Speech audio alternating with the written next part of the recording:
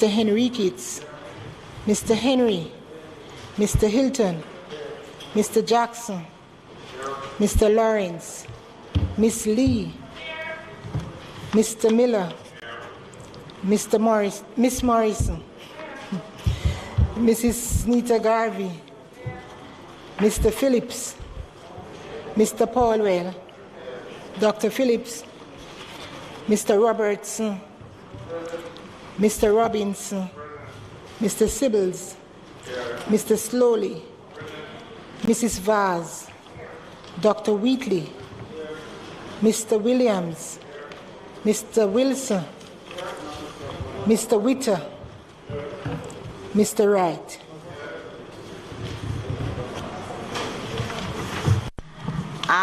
Members, just before we begin the sitting of the House, I think we are all aware that COVID is still around and that all of us are susceptible whether or not we are vaccinated. Medical science has shown that if we are vaccinated, it does minimize the effects of the virus should we get it. In this Parliament, where we have sittings in a room that is air-conditioned, I think it is important that we remind ourselves as leaders that we have to lead in this charge by example. Therefore, if it happens that any member of this House becomes infected, it is incumbent on the member, 1, to disclose, 2, I think, isolate. And on your return, it would really be helpful if we have a PCR result indicating that you now have a negative result. I'm saying this because I'm aware of it. For example, that the member from St. Thomas Weston has done just that. He was infected, he isolated, he has returned to the sitting of the House today, and he has supplied the House with his negative PCR result. Members, I want to welcome him back, and I want to urge us all as members that that is the example and that is the standard that is required of us as members of Parliament.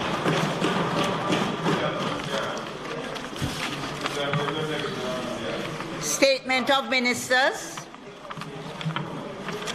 Announcements. Laid on the table of the House today are the following. Ministry Paper number 67 of 2021 entitled The National Policy of the Environmentally Sound Management of Hazardous Wastes. Ministry Paper number 68 of 2021 entitled The Casino Gaming Commission Annual Report for the year ended March 31, 2021. White Paper number 2 of 2021 entitled The National Policy for the Environmentally Sound Management of Hazardous Waste. Annual Report of the Casino Gaming Commission 2020-21.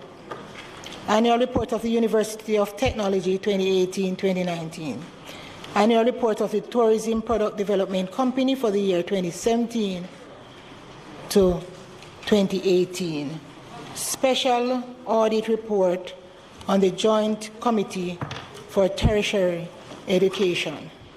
The Auditor General's review of the Fiscal Policy Paper for the financial year 2021-2022 interim report. Report of the Joint Select Committee appointed to consider and report on the motion for consideration of a proposal that the City Municipality of Portmore becomes the 15th parish of Jamaica. Report of the Regulations Committee of the House of Representatives on its deliberations on the Legal Aid Act Amendment Regulations 2021. And report of the Regulations Committee of the House of Representatives on its deliberations on the Constabulary Force Second Schedule Order 2021. Bills brought from the Senate. The following is a message from the President of the Senate to the Honorable House of Representatives. I have the honor to advise the Honorable House of Representatives that on the 8th day of October 2021, a bill entitled An Act to Amend the Judicature Appellate Jurisdiction Act and a bill entitled An Act to Amend the Judicature Parish Courts Act were passed in the Senate. Signed, Thomas Tavares, Finsno, JCD, QC, JP, President of the Senate. Madam Speaker, it is customary that if a report from a committee of Parliament is laid on the table of the House, there must be a copy before each member. There are other documents that are laid in the House that are sent to members electronically, but in my 23 years in this House, it's the first time I've heard that a report of a parliamentary committee is laid on the table of the House and there's no copy before a member. I'm asking that before we move forward, that before we convene after we break for the Finance Committee, a copy is provided for members. If no other member wants it, I want mine. I'm entitled to it. We appreciate that and we do agree with you. I want to apologize on behalf of the staff. There are some amendments being made to the report as we speak, and as soon as it gets here, Mr. Member, it will be on your desk. So we do recognize that and we apologize. But what has happened today, there are some corrections being made. The sittings of the House is well overdue. It is after 3 and we want it to start. So we ask you to bear with you and to let you know that a copy of the report will be before all members of the House shortly. Madam Speaker, I appreciate your intervention and information. But did you say that amendments are being made to the report? Correction. Oh. Not amendments. That was a wrong word. Corrections are being made. Not amendments. Corrections. Correction, but still, Madam Speaker, still, I don't know who found errors to be corrected. One, there are typographical errors. One, there can be no amendment to report. Two, it can't be corrected after it's signed. The members signed the report as it came from the committee. So how can we have correction at this stage?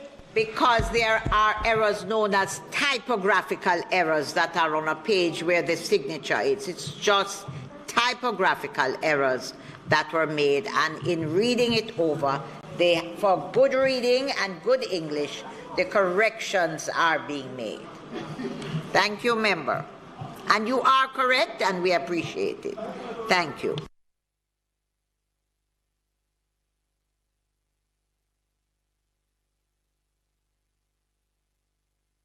Petitions, papers, reports from committees.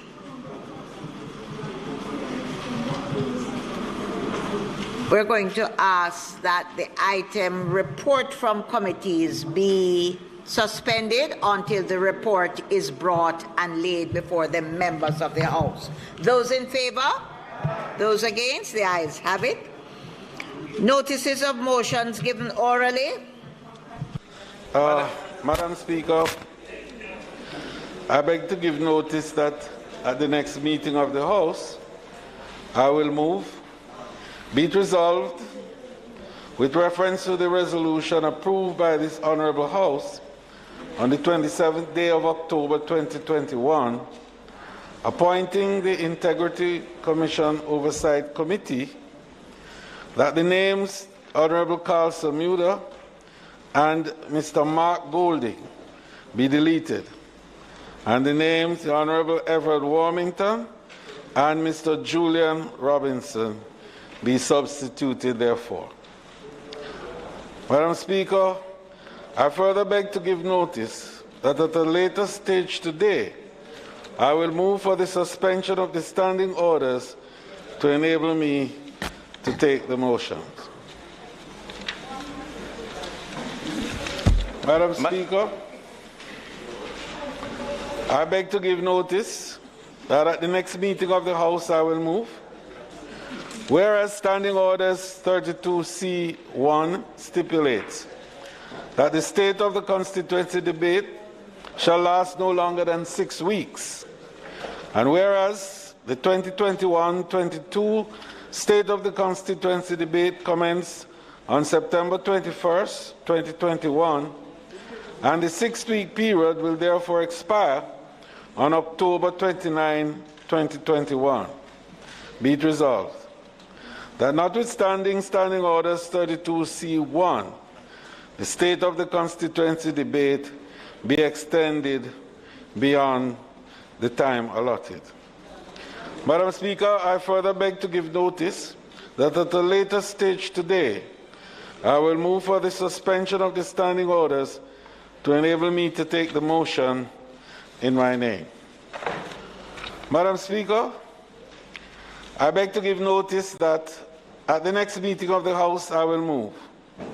Be it resolved with reference to the resolution approved by this House on the 11th day of March 2021, appointing a special select committee to consider and report on private bills, that the words, quote, to sit jointly with a similar committee appointed by the Senate, unquote, be inserted immediately before the words, quote, to consider and report, unquote, so as to empower the committee to sit jointly with its counterpart committees in the Senate.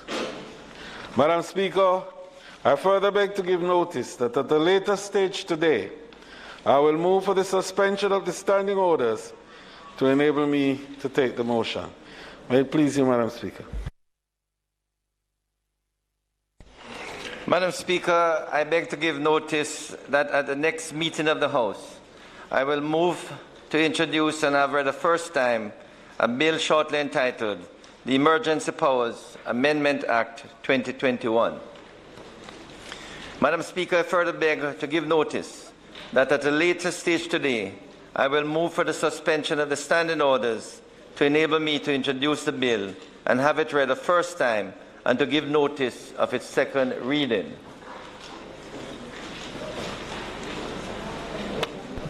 Madam Speaker, I now move for the suspension of the standing orders to enable me to introduce and have read the first time a bill shortly entitled the Emergency Powers Amendment Act 2021 and to give notice of its second reading. Those in favor? Those against? The ayes have it. Madam Speaker, I now move to introduce and have read the first time a bill shortly entitled the Emergency Powers Amendment Act 2021. A bill entitled the Emergency Powers Amendment Act 2021, read the first time. Madam Speaker, I beg to give notice of second reading of the bill.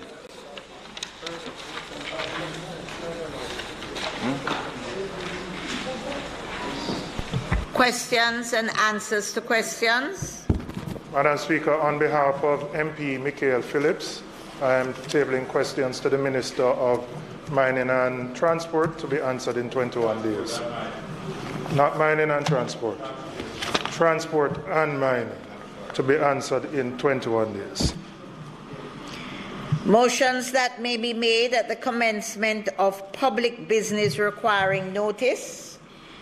Motions relating to sittings of the House. Motions for leave to introduce bills. Presentation of bills without leave of the House first obtained. Public business. Madam Speaker, for public business today, you will note that the substantive items relate to the supplementary estimates and the reports from the Public Accounts, the Public Administration and Appropriations Committee, which will be tabled shortly. In the meantime, Madam Speaker, we will take the amendment of the bill coming from the Senate, which stands in the name, I think, of the Minister of Gender. and Deputy Leader of the House, Honorable Olivia Babsey-Grange.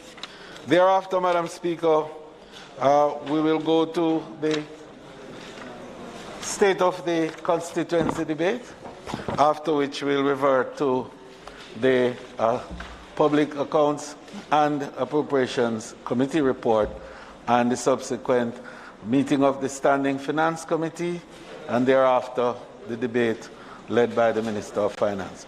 May it please you, Madam Speaker. Madam Minister. Okay. Thank you, Madam Speaker. Madam Speaker, the sexual harassment bill was debated in the Senate on October 1, 2021. Thank you. Madam Speaker, the sexual harassment bill was debated in the Senate on October 1, 2021, and was passed with 23 amendments. These amendments were circulated last Wednesday, October 6, and they have also been incorporated in the bill tabled. Madam Speaker, some amendments were editorial in nature, while others were quite substantial. The more substantial of the amendments are those that I seek to address at this time. These amendments have further contributed to the strengthening of the bill. Clause 4, Madam Speaker. Clause 4 had two amendments. The second of the two amendments was the substantial one. That amendment created a new subclause 7, which reads, the minister may, by order, subject to affirmative resolution, exempt any employer from the provisions of subsection 1. Clause 4 imposes a duty on every employer and head of institution to issue a policy statement. The policy statement is to be issued in writing and will, among other things, detail the protection of workers and students in the business or institution from sexual harassment. There was concern with this requirement being complied with by micro-employers and those individuals engaged in work in domestic spaces. This obligation was felt to be too onerous for these employers, but not for bigger businesses. To cure the concern, it was agreed that the clause be amended by giving the minister power to acknowledge those employment circumstances where use of the policy framework document would not be appropriate. The exercise of this power is subject to affirmative resolution, thus ensuring that there is oversight of the exemption from both houses. Madam Speaker, clauses 5 and 6 were amended to better mirror the Interpretation and Electronic Transactions Acts of Jamaica to allow for the giving of notice, whether by electronic means or otherwise. The previous formulation only provided for electronic communication. So the amendment deleted the word electronically and substituted it with the wording whether by electronic means or otherwise. This substitution makes it clear that not only can notice be given in writing, to include any notice given by email and/or text messages, just to name a few. Clause 8 prescribes that a confidential register be maintained at places of employment and institutions. The clause goes further to stipulate the requisite information that such a register must contain in relation to any alleged claim of sexual harassment. On review, it was highlighted that the clause did not allow for findings of any sexual harassment claim to form part of the register, especially in instances where internal dispute mechanisms would have been employed and exhausted. The outcome of such a process, especially in cases of exoneration where it exists, should form part of the contents of the confidential register. And as such, the clause was amended by renumbering paragraphs D and E as paragraphs E and F, and by inserting a new paragraph D, which provides that the findings of a sexual harassment claim form should form part of the contents of the register. Clause 12, which refers to the role of the authorized officer, was amended to preserve the separation of powers doctrine. The previous bill vested the investigative and adjudicating functions in the tribunal.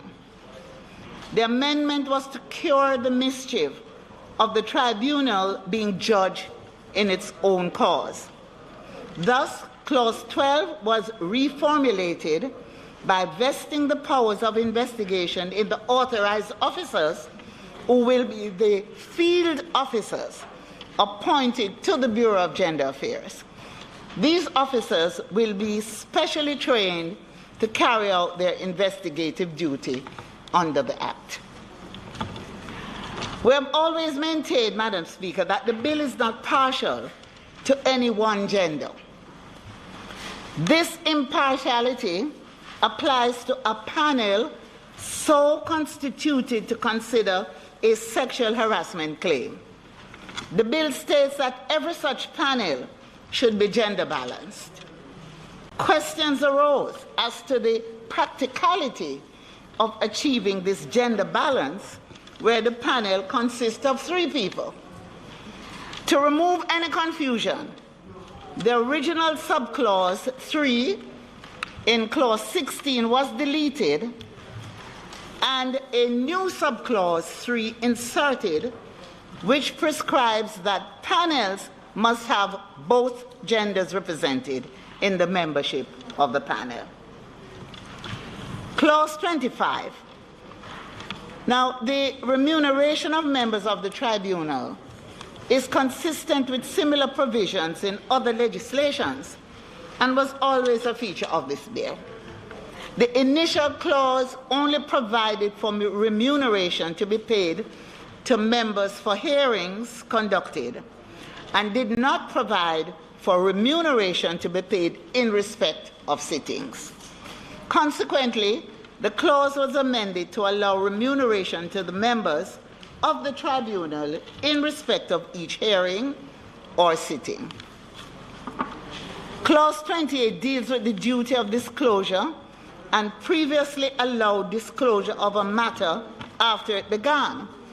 Once this disclosure had been permitted by the tribunal, the earlier clause did not stipulate confidentiality even after a person so employed under this Act had separated from their duties, nor was there the obligation to keep secret information that they would have been privy to while employed in the administration of the Act.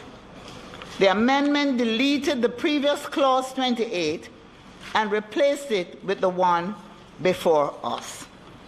This newly inserted 28 addresses the duty of confidentiality and secrecy as found in other pieces of legislation, and such duty of confidentiality subsists even after termination. The amended clause 29 maintains the separation of powers doctrine in clause 12 and accordingly stipulates that the tribunal, where it receives a complaint, will refer it to the authorized officer to investigate pursuant to its functions under section 12(1)(b), and that authorized officer, upon completion of the investigation, will submit a report of its findings to the tribunal. Clause 35 allows the tribunal to prohibit the publication of evidence in the interest of justice, public safety, public order, or public morality. The clause did not include the safety of parties as a factor for consideration by the tribunal in its decision.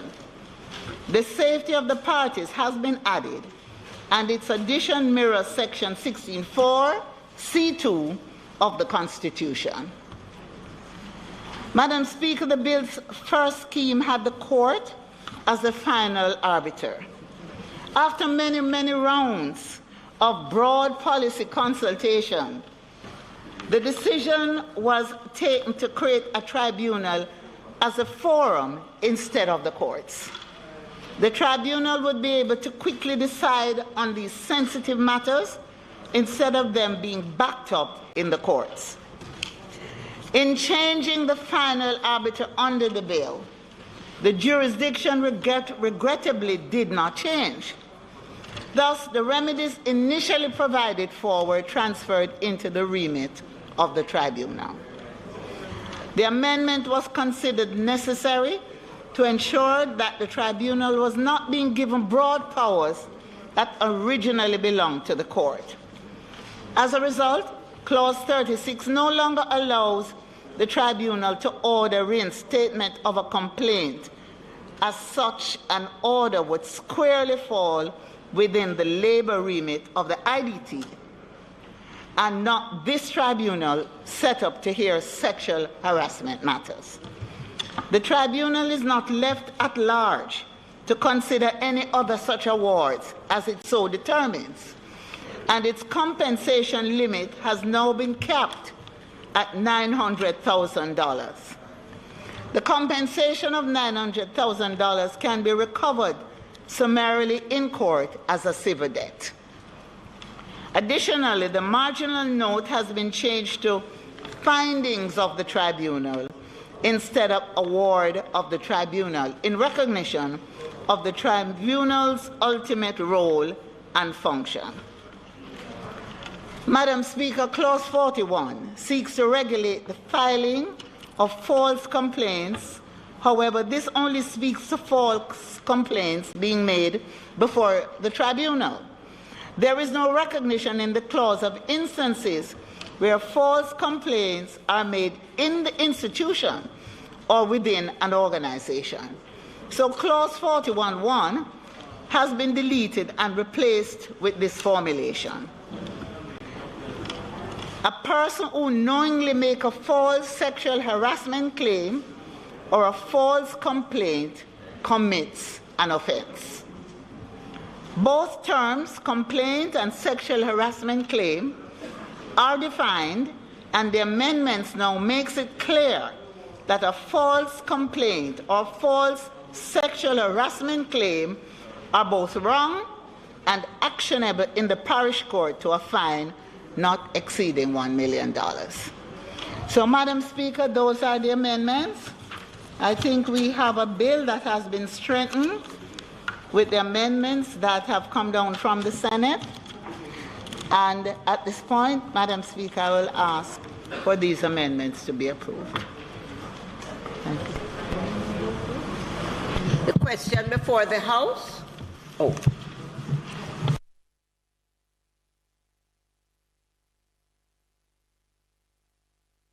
Thanks. Just a few questions on the statement by the Minister. It is laudable that, having been debated in the Senate on October 1, that the amendments are actually here before us, given how important this bill is, how long it has taken us to get to this stage, and how anxiously anticipated it is.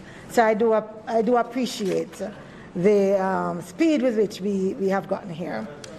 As it relates to Clause 4, and I understand the point being made about the imposition that the policy framework document would be for small and micro businesses and for domestic worker situations and so on. I'm assuming, of course, that the regulations would make it very clear how these workers would also still be protected and what would follow, since we are simply allowing for the minister to exempt these businesses, but I am sure that we would still be finding a way to ensure that persons are still protected under those circumstances. And I'm assuming, Minister, that this will be treated in the regulations. I mean, I know you'll answer later. So that's one. I agree totally with Clause 8 in terms of making sure that the findings are included. I smiled when I saw that the outcome of such a process, especially in the cases of exoneration, because I would have hoped that it was also especially in those cases where it was clear that the claim was justified, if you understand the point I'm making. So that's true. And I think there's my final comment has to do with the amendment with the tribunal. I understand the point being made that when we moved from the court to the tribunal, that the powers of the court kind of continued in how we were looking at the powers of the tribunal. I understand that. I'm wondering, however, Minister, exactly how, I'm just wondering how the impact on individuals who have made a complaint, who have been awarded that compensation, and what how it would impact them, having now to go and file again separately, which is what I'm understanding, before the IDT in terms of reinstatement. Especially since when we had a discussion in committee, I know that there was a big point being made about ensuring that we protect individuals who are making a complaint from any negative repercussions or from any act that would seek to penalize them because they dared to make that complaint. So I want to just make sure that we have still preserved that, and that second step is not negatively affecting the complainant. And those would be the couple of questions and concerns I would have. Member, what I would say to you is that, as you know, the participation and the input was from all sides and also from civil society. And when it went to the Senate, the deliberations were very intense. And I was consulted on the amendments. And all I can say, wherever there may be shortcomings, it will be, we have a review in 18 months, and we can consider, those concerns. But just to say that I think at this point, I just want to commend everyone on both sides of the House and those in civil society for us being able to say we now have a bill. Madam Speaker, thank you.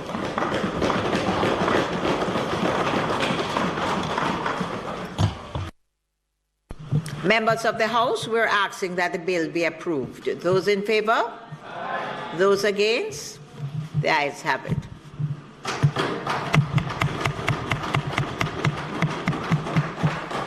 Madam Speaker, I now invite you to recommence the State of the Constituency debate. And today we have two speakers, the Honorable Robert Nestor Morgan, the member from Clarendon North Central, who will be the first speaker, and then Ms. Carencia Morrison, Member of Parliament for St. Catherine North Eastern, will follow. May it please you, Madam Speaker.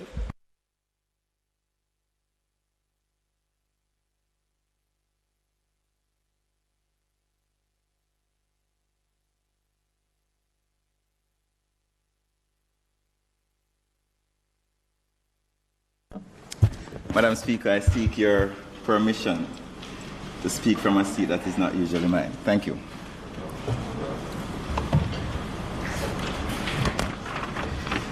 Madam Speaker, I want to thank you for the opportunity to address this Honourable House on the important developments in my constituency of Clarendon North Central. I must thank my family for their unconditional support and understanding of my mission of service. All of us in this House can attest to the inherent challenges of political representation. But I thank God for the gift of my family who encourage me every day to soar higher. You won't be pulling my jacket today. To my constituents, in the divisions of Moko, Rock River, and Chapelton, on September the 3rd, you resoundingly demonstrated your belief that together we can make Clarendon North Central and Jamaica a better place.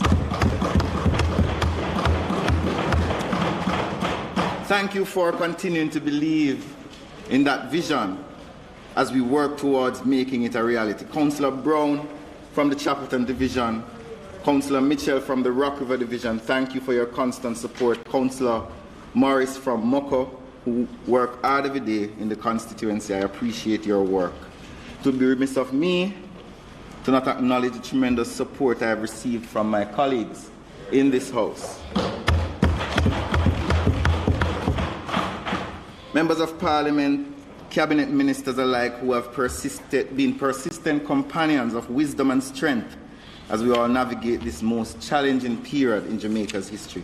It is most appreciated. I would also like to recognize, Madam Speaker, the team from the Ministry of Education, Youth and Information, Ms. Jamie Shevans and her team from the Youth Division, Ms. Rosalie Gage-Gray from the CPFSC and her team, Mr. Dwayne Cargill of the Information Division and his team, Mrs. Hyacinth Blair of the Children and Adolescent Policy Division, as well as P.S. McLean and CEO Dr. True.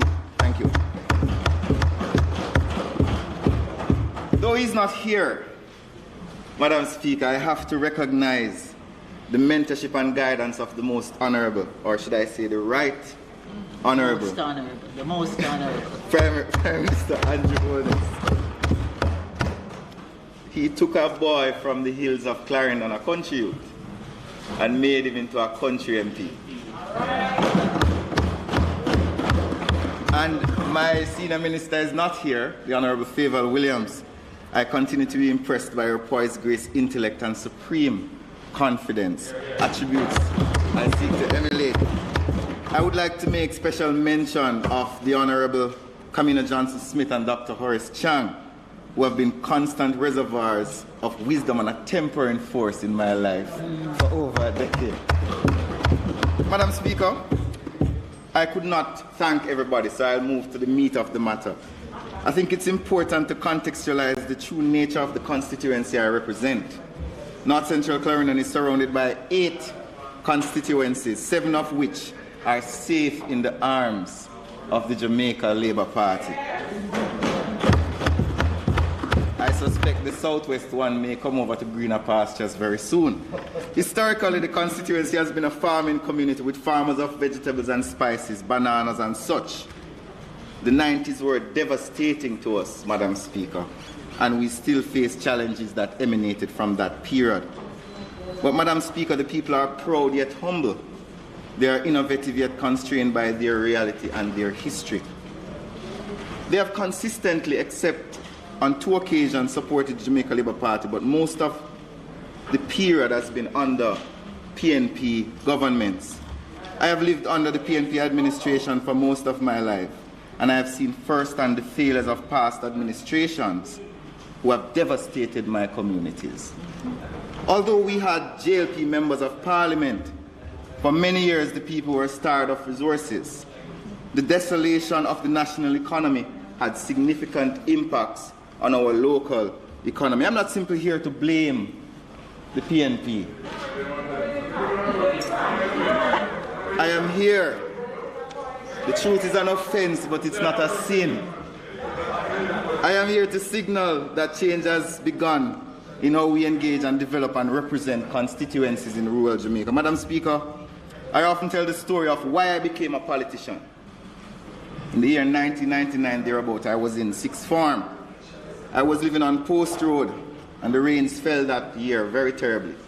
A huge pothole developed at my gate. I used to sit on the edge of it and study under the street light. I went to the then Member of Parliament, and Mr. Lynn from the governing party at the time. Said he didn't have the budget. I went to Pernell Jr.'s father, Pernell Sr., who was the caretaker. I said, well, he would if he could, but he didn't have the money. It was not until 2018, under Andrew Holness administration, Madam Speaker, that road was fixed. And we should give thanks. But Madam Speaker, I recognized from a young age that I had to take an integral role in the development of my community. Growing up and seeing that there were still many schools without internet, unemployment was high, infrastructure not fixed since Broderick's time in the 80s, roads in a very terrible condition, which is why I'm so thankful that the Prime Minister established the Ministry's responsibility for rural development, a first in our nation's history. And I want to give credit to Mr. Mackenzie, who heads that ministry, for the work that he's doing with country MPs. Madam Speaker, one of my primary concerns in my constituency is education. And as such, we have spent a significant portion of the allocation given to us under the CDF towards education. This year, we are spending $7 million in education support to constituents, from book vouchers, tertiary grants, tuition grants, uniform grants, bags and tablets, you name it. We have begun repairs to several schools across the constituent, including Pinders Valley Primary School, John Austin Primary School, and Rock River Primary. Madam Speaker, the majority of the people in North Central Clarendon are involved in farming, and we have continued to invest significant resources in assisting farmers with the provision of seeds, layers, chickens, and I could enumerate, but you can find the details in the text. In addition to that, while the allocations are not much, they are significant to poor farmers who need a little help out. And I am thankful to the Ministry of Agriculture, and also I must recognize the work of the former Minister of Agriculture, the Honourable Floyd Green, for his significant support. Water continues to be a major challenge in our constituency, and it's sad to report, but I'm thankful for it, that Lennon High School, which has over 1,200 students, did not receive water until 2020 when the Prime Minister came and opened a water system in Moko. 70% of Moko has no pipe. That is what underdevelopment does to your country. You know? 70% of Moko. So even if I wanted to pipe water to them, they don't have the pipe to get it. But Madam Speaker, there is good news.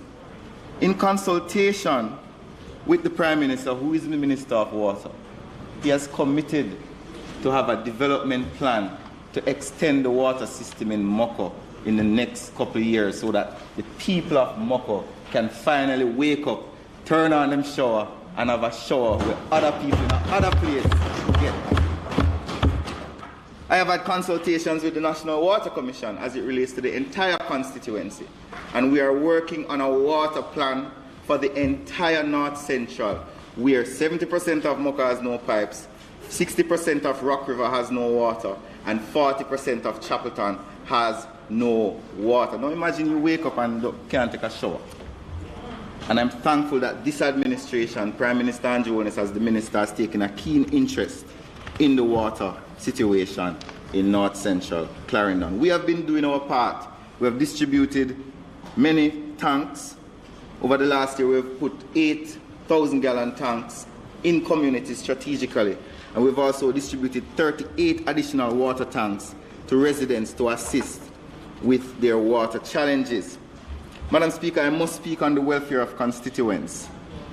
We have been working with the farmers, and we have spent significant resources with farmers such as the Mount Erie Farmers Group. We have provided them with tanks to assist them in irrigating their farms. We're also thankful for the Ministry of Labour and Social Security, who provided funding on their special emergency relief program to support constituents mostly affected by the economic slowdown. Madam Speaker, we have issued thousands of food packages to our constituents. And I'm not talking about simple packages. We have curated our packages. Each of our packages is weighing upwards of 30 pounds. And that is what we believe is good representation for our good people. Madam Speaker, in February this year, and I want to mention this, constituents came together graciously. A lady reached out to me, said she was living in a fowl coop with her 2 children. And she said the children did not want to sleep in the fowl coop because 40 legging at the fowl coop. I was so touched by this story that I called some of my friends in Kingston, and we came together, raised some funds, got some donations, and the entire community came together free of cost and built a house for this lady. Madam Speaker, we are not just waiting on the government to act. Yes. As young MPs on this side, we are innovative.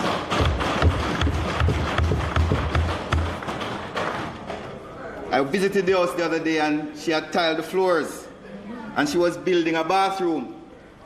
And that is the spirit of the people from a better place, North Central Clarendon. Madam Speaker, we're doing a lot in our constituency. We have installed internet in 8 schools since I've been Member of Parliament. Ashley Primary, Mainridge Primary, Simon, Woodall, Moko, Richmond Park, Rock River. We've also installed free Wi-Fi in Chapelton, and we're going to install 2 more, one in Stewarton and one in Rock River. Madam Speaker, we are fixing roads. Since I've been Member of Parliament, we have repaired 11 roads in North Central Clarendon. Ennishill, Rock River to Diamond, Summerfield to Beckford Crawl, Bird Island, Green Park, Moko, Stewarton to Ashley, Redmond, Pennants to Mount Inmus, Morgan Spas, Trafalgar Hill have all been repaired, and we're not finished yet. We're currently, Madam Speaker, repairing the Bellas Gate Road at a tune of over $50 million.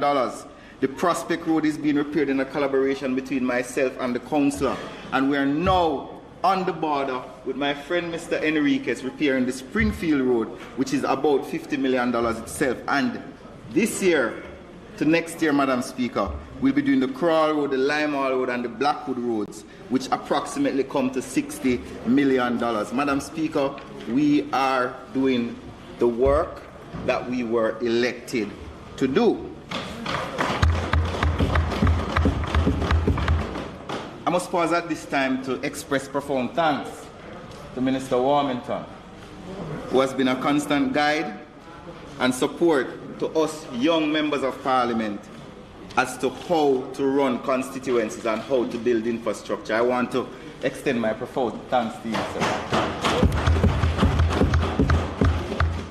Madam Speaker, in December 2020, we cleared 28 drains and over 50 roadways were bushed. In July, the combination of the Tourism Product Development Company's Spruce Up on the Corner project and the Jamaica Pre-Hurricane Mitigation Initiative, we were able to clear 98 drains, and we cleaned and reconstructed some across the constituency. The majority of these drains, Madam Speaker, because of lack of resources, were neglected for a while. And I remember in Moko, an old lady come to me and she said, Madam Speaker, you resurrect that one, Mr. Morgan. We are resurrecting drains to prevent flooding of our communities. This is the reality of the people of North Central Clarendon, Madam Speaker. And I want to say I'm thankful to lead them. Madam Speaker,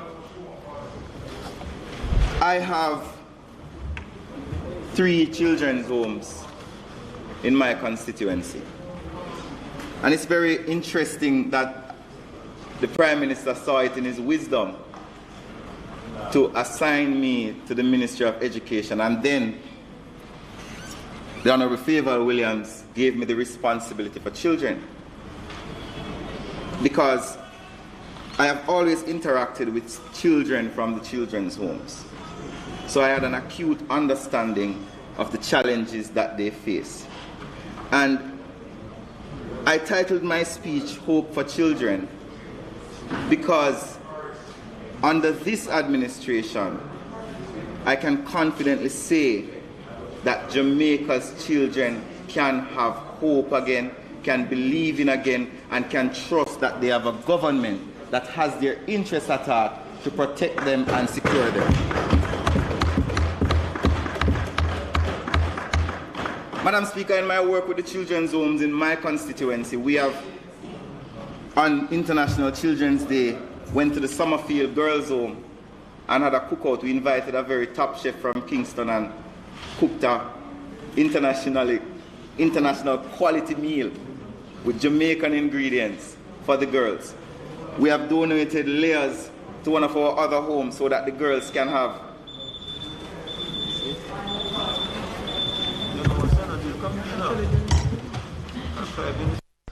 Madam Speaker, in recognition that the members' allotted time is up, I beg to move that the time be extended sufficiently to allow him to complete the presentation, which, Madam Speaker, is not very long from now.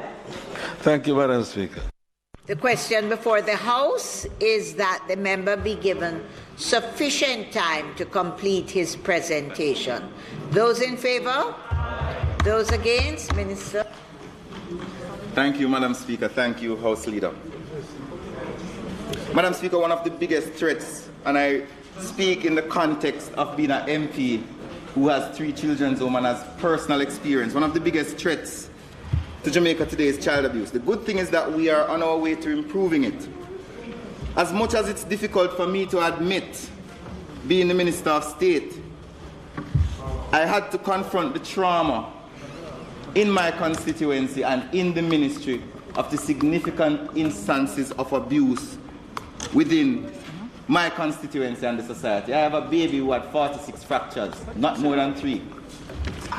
I have a story of a mother actively and physically participating in her boyfriend raping her child. There's an incident where a staff at a childcare facility beat a ward with a chair, and when the police asked the child why you never reported, him say, well, me used to them thing here, you know, so it used to happen in the yard, so me never expect say it would be different. My passion is for children, Madam Speaker, and I stand here as an example of somebody who has gone through struggles myself and reached this level. Madam Speaker, I remain hopeful that a majority of Jamaicans are of good conscience and want the best for our children. This is why, Madam Speaker, recognizing the challenges in my constituency with children and child abuse, that with responsibility for children in the ministry and having children's homes in my constituency, we have pushed hard to bring forward the amendments of the Child Care and Protection Act. And I can say to you, Madam Speaker, I'm very proud to admit the 03 policy is ready and is at the AG's department. The Maxfield Park Center of Excellence Cabinet note is ready and is going to the AG. Amendments to Section 24 are ready to go to the AG. Amendments to the Child Care and Protection Act are ready. And Madam Speaker, I pause on this one because the Adoption Act is a 1958 Act. It was amended in 1982. The Adoption Act new policy is ready.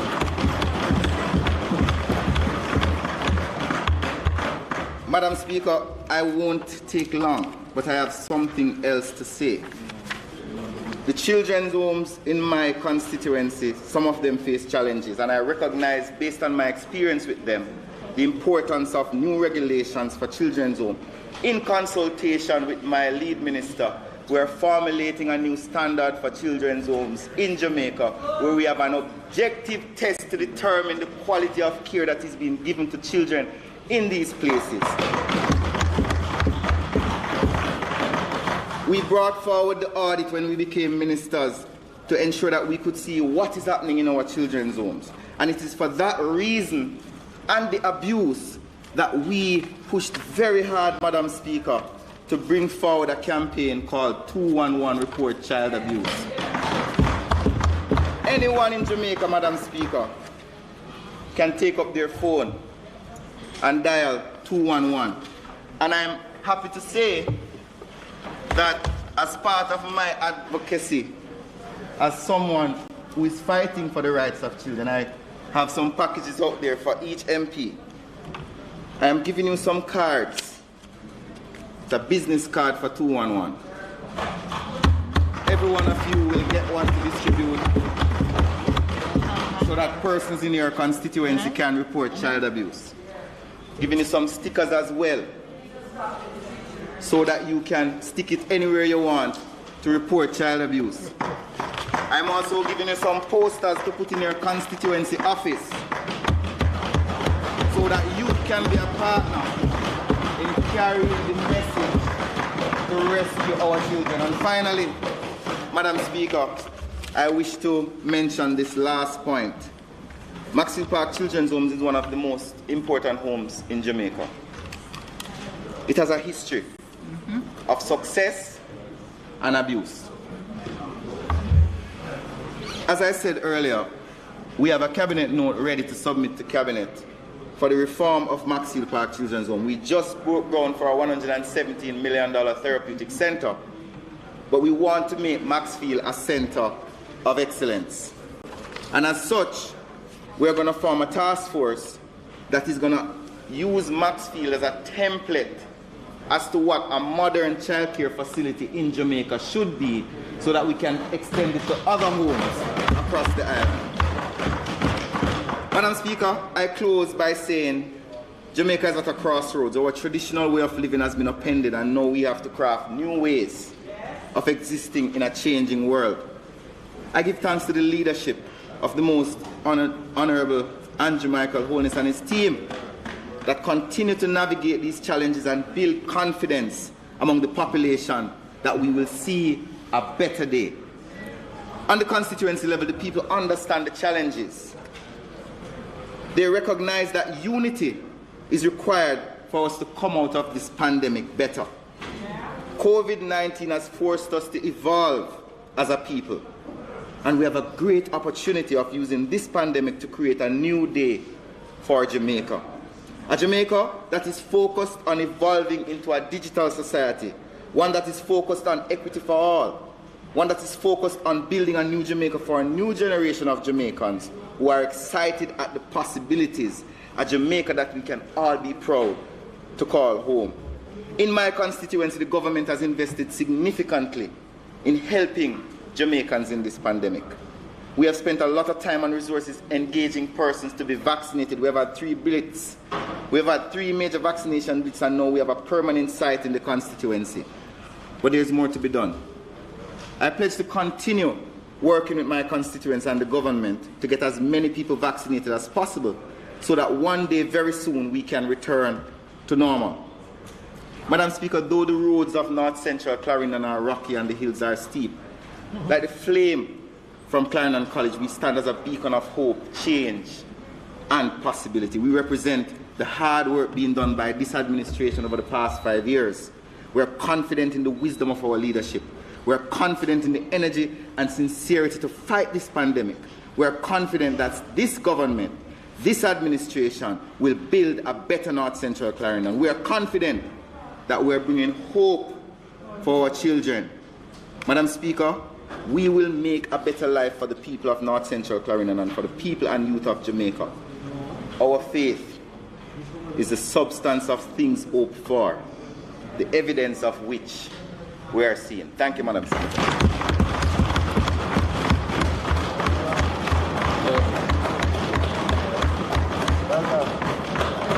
Thank you, sir. Thank you, sir. Thank you, Fiona. Did I make time? No, you did well. You did well. You did very well.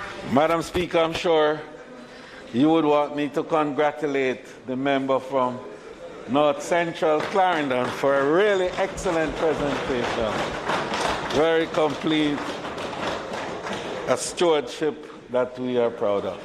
And now, Madam Speaker, I invite you to ask the member from St. Catherine Eastern Northeast, Carencia Morrison, to make her presentation.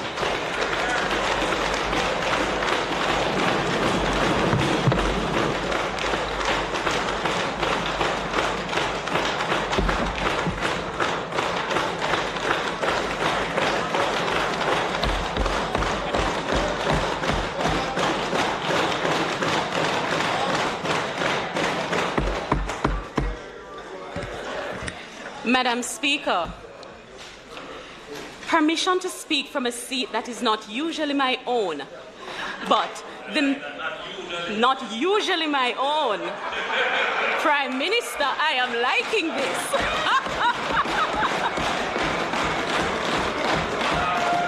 But Minister Montague advised me that people who represent country seat must learn to step up to the fore and talk.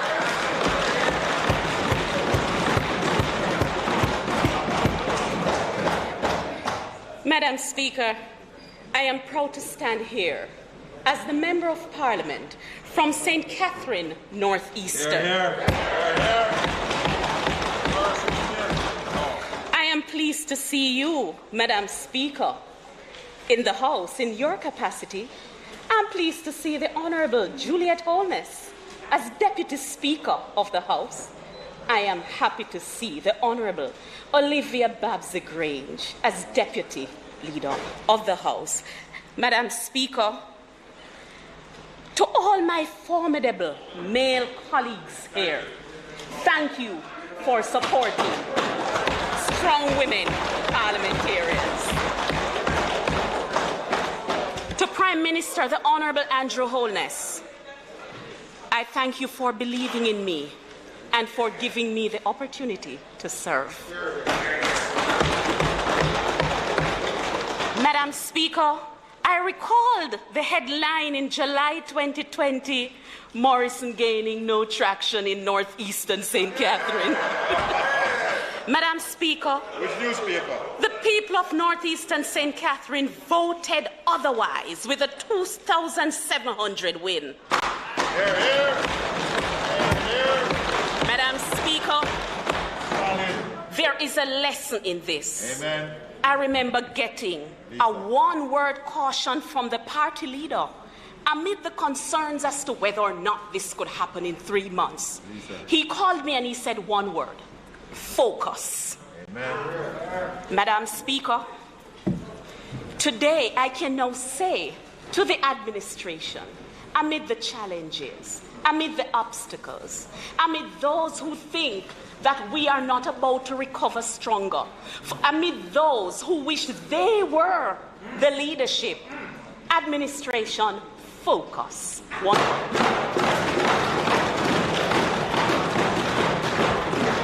Madam Speaker, I remember being on my first walk in Guys Hill Division, where a woman regarded me from head to toe and she said, "But this a woman and I can manage them a hill and valley." 6 points behind in the polls made my opponent put on the badge of MP in waiting. However, in true Louis culture lyrics, I went to the hills and valley. And Louis culture as he progressed. When we saw the bogus badge, Northeastern St. Catherine will hold it and pop it off. Madam Speaker,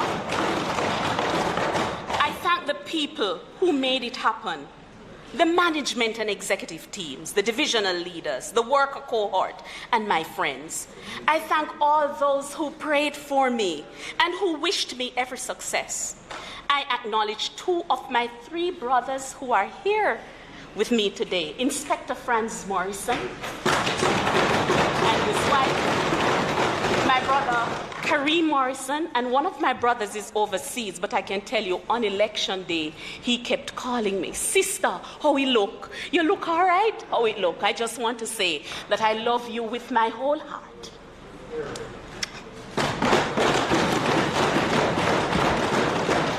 Madam Speaker,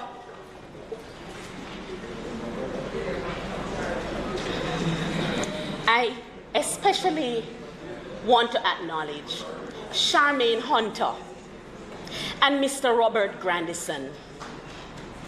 For the members on the government side, you would be pleased to know that these are the persons who recruited me for the Jamaica Labour Party.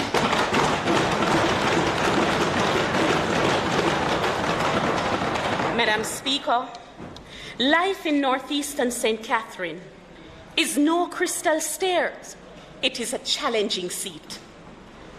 And I want to thank my staff.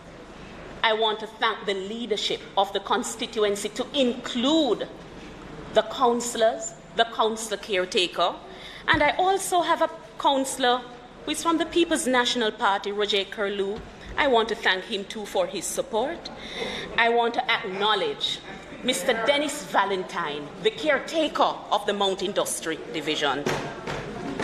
Madam Speaker, in a real world, there would be fewer complaints about everything and more compliments about everything. As a politician, I can tell you that if I ever thought that I lived in an ideal world, the complaints, the rebuke, the demands, the requests, the needs, the wants would have jolted me very quickly to the realities of my political existence. But I live and function in the real world, which is layered with pain, disappointment, anger, hurt, lack of basic necessities on so many levels. But it is also a world that is layered with love, with kindness, with laughter, joy, and hope. And Madam Speaker, despite its many disenchantments on so many levels, it is still a beautiful world. My little place of that world, my piece of that world, is the constituency of northeastern St. Catherine. And in that real world, there are some ugly realities.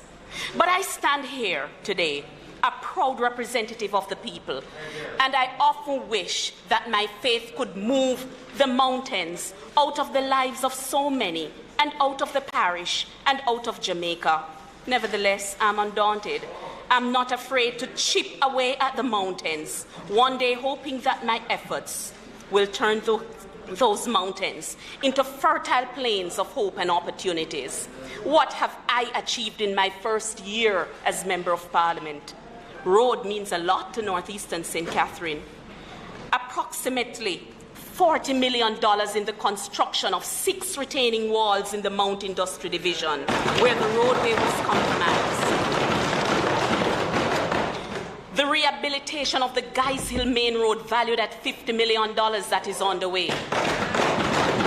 Rehabilitation of the Ragsville Road for $12 million under the Christmas program.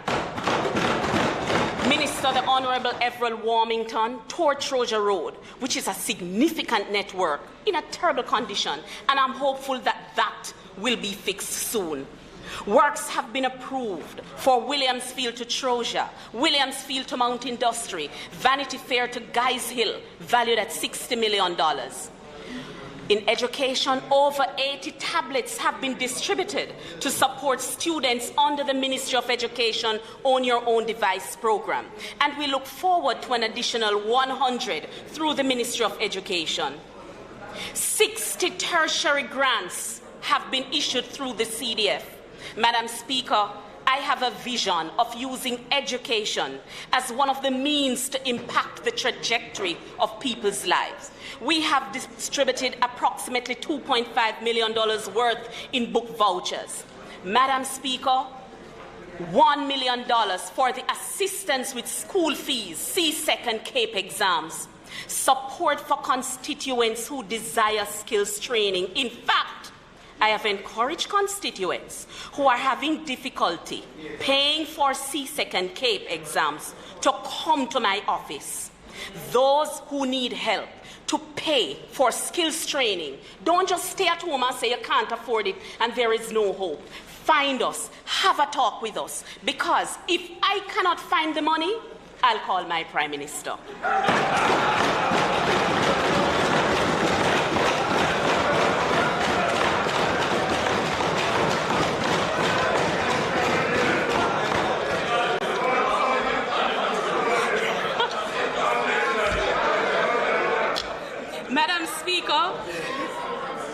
Madam Speaker, entrepreneurial activities took a hit with the onslaught of COVID-19, and as a Member of Parliament, I have assisted over 150 persons through the economic enablement and the Ministry of Labour's social outreach program. Madam Speaker, I thank the leadership of this administration for caring about the vulnerable and vulnerable small businesses during this time. Madam Speaker, That's right. my constituents told me to begin by discussing the state of the roads. In my first meeting with the NWA parish office, the manager, by way of conversation, said to me, "Your seat has the most roads in St. Catherine, and most of them are bad." Madam Speaker, I've heard the agonizing cries of constituents, especially the taxi drivers. I've heard complaints about the cost to repair the motor vehicles. At the end of the election, my own vehicle needed a complete overhaul, so I could never discount the fact that the road network is terrible. My glimmer of hope came when Minister Warmington toured with his team from NWA. At the end of the tour, overwhelmed by the magnitude of work that was needed, I asked tremulously, "What am I going to do?" To which he calmly replied, "The roads are extremely horrible, and if you got the entire consolidated fund, it would not cover the cost to repair them. What is important is that you start somewhere and keep working." Wise words. That's right. That's right. And Madam Speaker, we are working. Here, here. I join with my colleagues, the member from Eastern Hanover, the member from Central Manchester, who are calling for faster procurement processes because we need to lessen the time between approval and implementation. Madam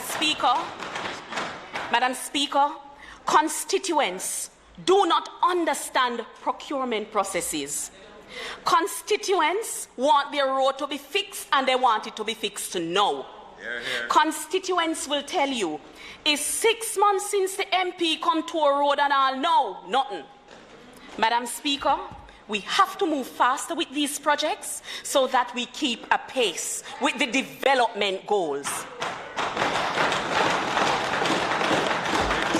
Dr. Clark, I know that you are interested in this comment. Moving with alacrity does not compromise integrity. On the contrary, integral systems are efficient systems.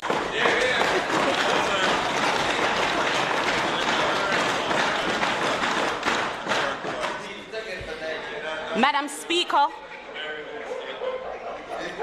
Speaker, border clash. Whose road is it? Yes, St. Catherine. Where a roadway demarcates constituency boundaries, those roads are often neglected because many members of Parliament are not happy to take responsibility for those roads. For example, on the right-hand side, my constituency, northeastern St. Catherine. On the left, northwestern St. Catherine, Hugh Graham. Whose responsibility is it to fix the road? I would say Hugh Graham. Everybody knows that. Madam Speaker, the entire belt of York Street, Treadress, Bermondsey, Mullock, Mountain Pass, that border is in urgent need of repair. And the citizens quarrel that no MP wants to take responsibility for it. Madam Speaker, another issue is that a road that may be a thoroughfare into one constituency, that road may be located in another constituency, which may not be priority for that member of Parliament.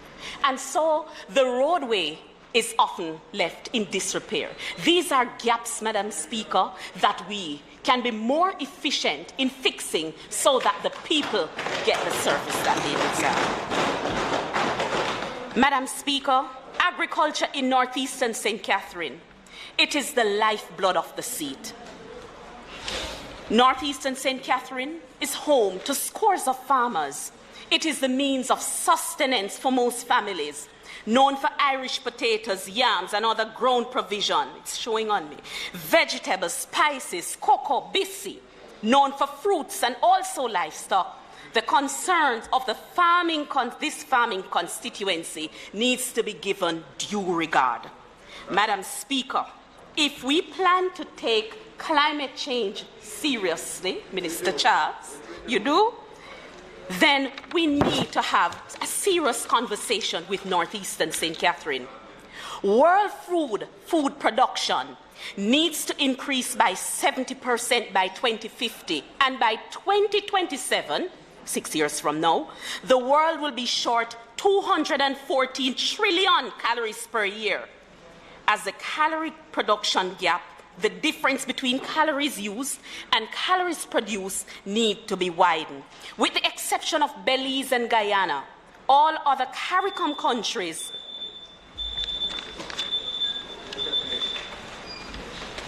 Madam Speaker, the very interesting presentation of the member has come to a point in time when I seek your permission to have her extend that presentation to its completion. May it please you, Madam Speaker.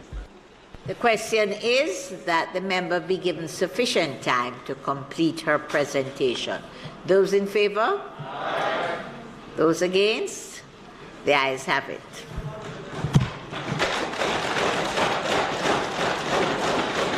Madam Speaker, thank you, and my colleagues, thank you. So, Madam Speaker, with the exception of Belize and Guyana, all other CARICOM countries are net food importers, with at least 7 of these countries importing more than 80% of their available food. Madam Speaker, Northeastern St. Catherine can play a role in changing this dynamic. Madam Speaker, our office was able to assist farmers through RADA last year after the flood rains and provision, and this year there's a provision of $750,000, which will be used to mitigate losses from the recent storm. Through my office, we distributed plastic tanks, and through RADA, we gave 10 drip irrigation kit systems to farmers. But, Madam Speaker, Northeastern St. Catherine needs more help. 1, farm roads. A significant number of the roads in Northeastern St. Catherine classify as farm roads. And the farmers weep because it is difficult to get the crops from the field to the markets. Rural constituencies have to be priority for farm roads. So, Madam Speaker, if MP Robert Miller in Portmore gets 1 farm road, by every logical thinking, MP Carencia Morrison ought to get 5, Madam Speaker, or 10. Madam Speaker, I would like to see the resources used in a strategic way. Yes, Robert. Madam Speaker, youth engagement. Yes. Madam Speaker, youth engagement. Our young farmers ought to be encouraged and supported. Let's teach them how to use the technology and the management skills that come with running a farm. In this digital era, it is important that they embrace online marketing, for example, and to create their own niche services. Very importantly, Madam Speaker, let us help them find markets where they can get the best price for their produce. Northeastern St. Catherine would never forgive me were I to be remiss in discussing fertilizer, which is like gold to them. It is never enough, and many farmers cannot afford it. They call it the ferty, and sometimes I would get a phone call, MP, remember the bag of ferty you promised me. I have assisted 110 farmers to date with fertilizer, and this is meager in light of the request. I know that the farmers in Bonnet, Golden Grove, Jambus Pond, Top Mountain, Sea Field are anxiously awaiting the liquor ferty. Madam Speaker, I'm asking for more plastic tanks and irrigation systems for my farmers so that in periods of drought they can replenish their farms. Madam Speaker, I support the Governor General's call. Nobody on this fertile island should go hungry. We have enough food to feed everyone. The problem is distribution. We want to stop the cycle of agricultural produce rotting in the fields in some parts of the island while people are hungry in others. Northeastern St. Catherine can become a part of this mobilization. As it pertains to education, Madam Speaker, I was looking forward to attending Sports Day, graduation ceremonies, Christmas events as the new Member of Parliament. But that was not to be as we continue to fight COVID-19. The schools in Northeastern St. Catherine suffered from the fallout, especially because of poor connectivity. I welcome the intervention of the Universal Service Fund, who toured parts of the seat for suitable locations to serve as community access points. Thank you, Minister Vaz, and we look forward to the scheduled implementation. Madam Speaker, coping with the realities of COVID-19 was a new paradigm for the Ministry of Education. COVID-19 did not come with an instruction manual, and so I commend the Minister for the huge efforts to educate our children. Madam Speaker, we may not have gotten everything perfect, but COVID did not allow us perfect options. Madam Speaker, one positive outcome, however, is that it has forced us to embrace the inevitable digital era. Ready or not, here it was with the onset of COVID-19. The most recent visitor to the European Union Visitors Programme in June of this year, I recognize that digitization is high priority for the EU in the region, and therefore we as a nation must embrace the digital world. Madam Speaker, how did Northeastern St. Catherine cope? I am calling on every Member of Parliament present today to commend our principals and teachers, especially those in rural constituencies who struggled because there was little or no connectivity. They went through great trials to take the work to the children despite the rough terrain.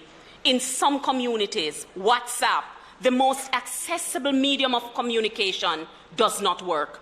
Please understand the sacrifices made by our teachers as they struggled and they took the work to the children. Madam Speaker, as it pertains to housing, the best way to impact people's lives is by changing the conditions in which they live. The housing situation in Northeastern St. Catherine is untenable and demands urgent attention. I have shocking pictures of the states of some homes. Homes that when it rains, everywhere leaks. Homes where you stay outside and see everything on the inside. Homes where, in the case of one lady whom in tears spoke to me, MP, somebody can pass my house while I'm sleeping, put them hand through the board and touch me. Madam Speaker, costly though it may be, we as a nation must move towards sustainable housing solution for the vulnerable. This is something that the Prime Minister feels passionately about, and that is why the new social housing programme, initiated by him in 2018, is a step in the direction that we need to go. In July of this year, the Prime Minister mentioned that the new social housing programme is a symbol of hope for persons who are in very difficult situations. Madam Speaker, the CDF allocation for housing cannot combat the crush of requests from constituents.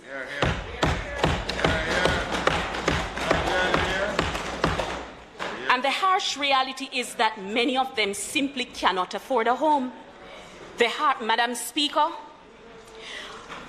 we need to understand that there are some constituencies that rely heavily on the office of the Member of Parliament, and Northeastern St. Catherine is one such. When constituents come to the office, it's not to discuss a policy position, Madam Speaker. When they come to the office, it is with the expectation that we can assist. The Member of Parliament can do something to change the course of their lives. And I know that there are many MPs who feel heartened. There are many MPs who sometimes experience distress because you want to be able to assist some of your constituents, but the resources sometimes just don't allow you to be as effective as you would like to be. So, Dr. Clark, you know what I'm going to ask you about the CDF allocation, to put us in a position where we can effectively serve our constituents. I don't like how the Prime Minister is looking at me.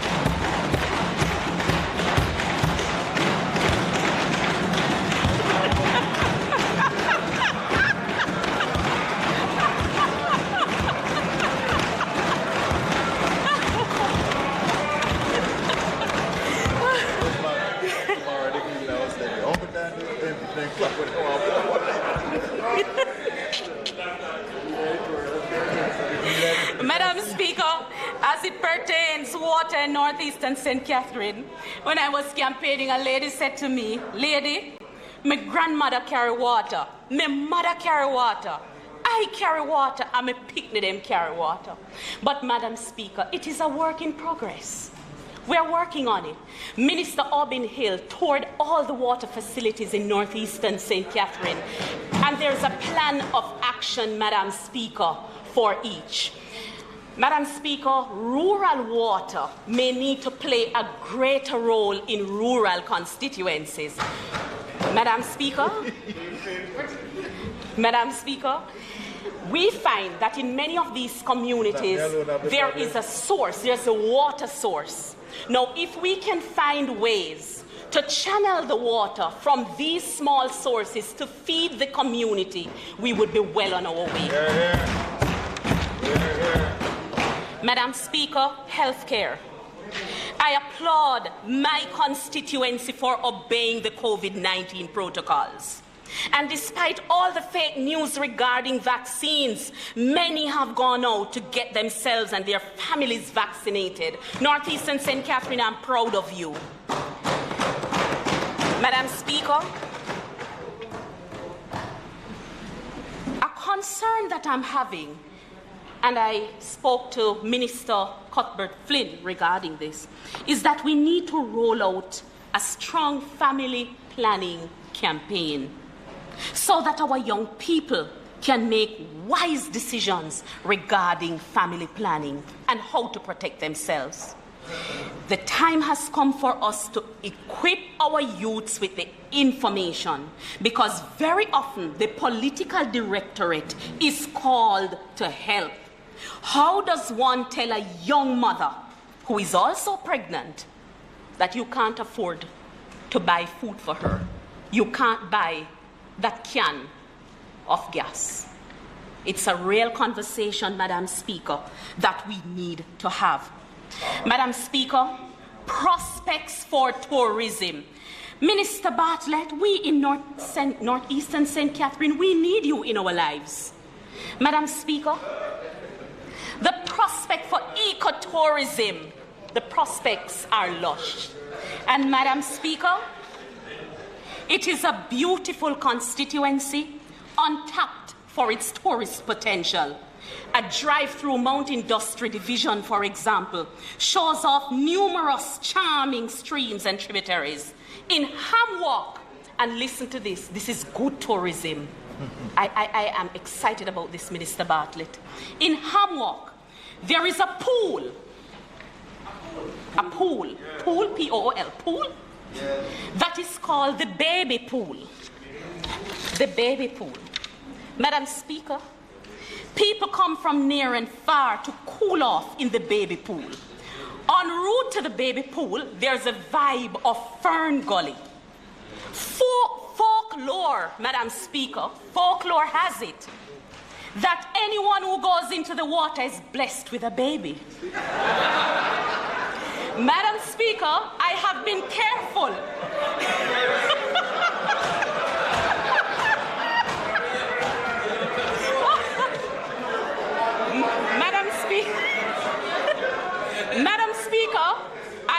been very careful not to enter the waters. But, Madam Speaker, Minister Montague assured me that he knows for a fact that there is some magic to that.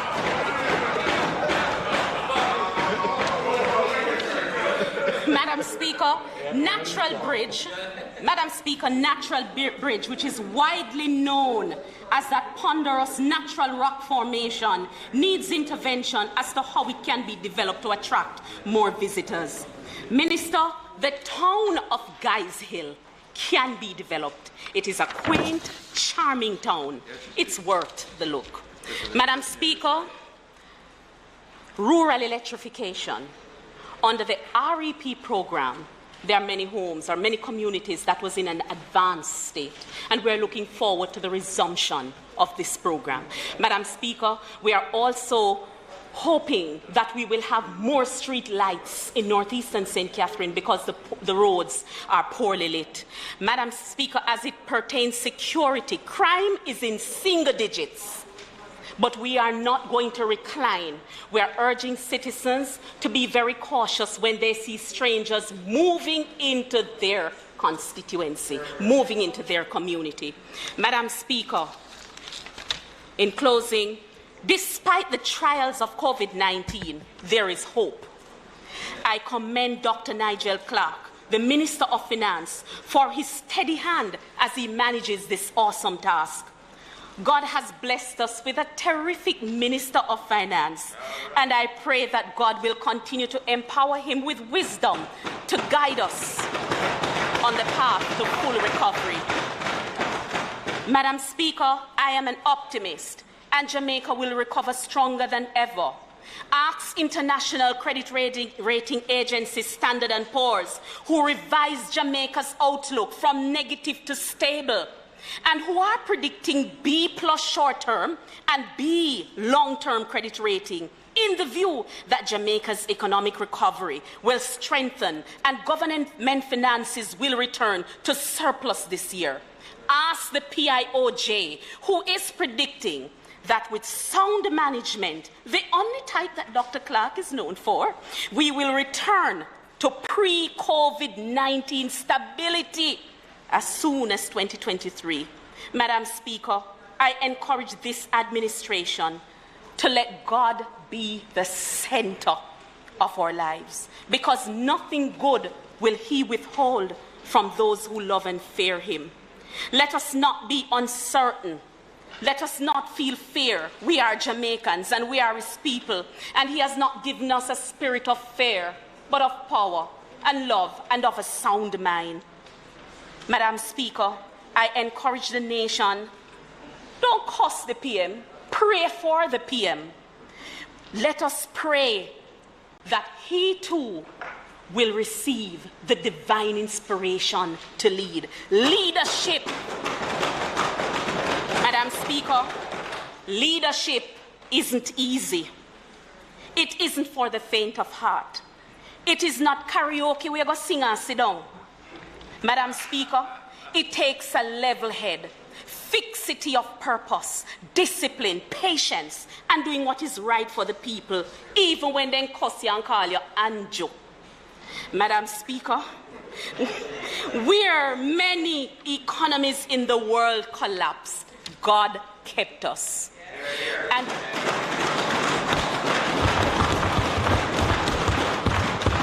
we say to that hairdresser, that bar operator, that small business owner, those who were laid off, my own constituents, we will recover stronger.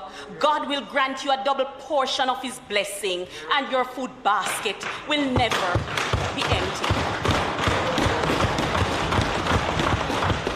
Madam Speaker, I have tremendous respect for my leader. And so I close with a word for him and the nation. It comes from Joel 2:21-27. Fear not, O land, be glad and rejoice, for the Lord will do great things.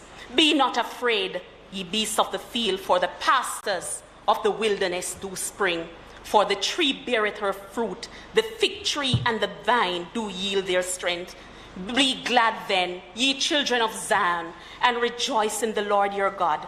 For he hath given you the former rain moderately, and he will cause to come down for you the rain, the former rain, and the latter rain in the first month. And the floor shall be full of wheat, and the vats shall overflow with wine and oil.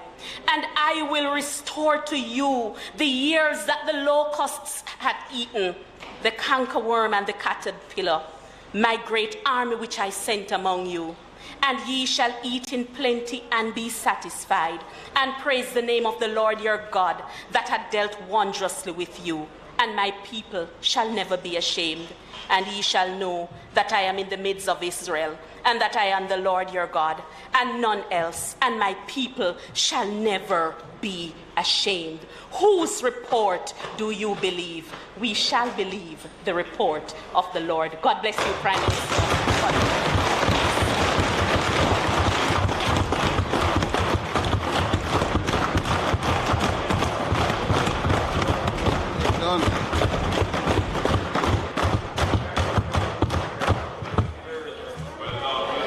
Indeed, Madam Speaker, we shall believe the report of the Lord.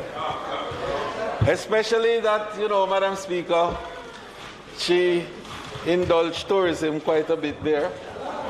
And I am excited about that pool. And perhaps she would want me to take me to that pool. So, member, I will be visiting Guys Hill. And I will be visiting the baby pool. I don't know who else will come with me, but we'll be there. Thank you so much, Member of Parliament for Northeast St. Catherine.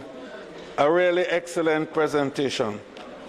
Madam Speaker, we will continue with the public business while we await the report of the PAAC. Madam Speaker,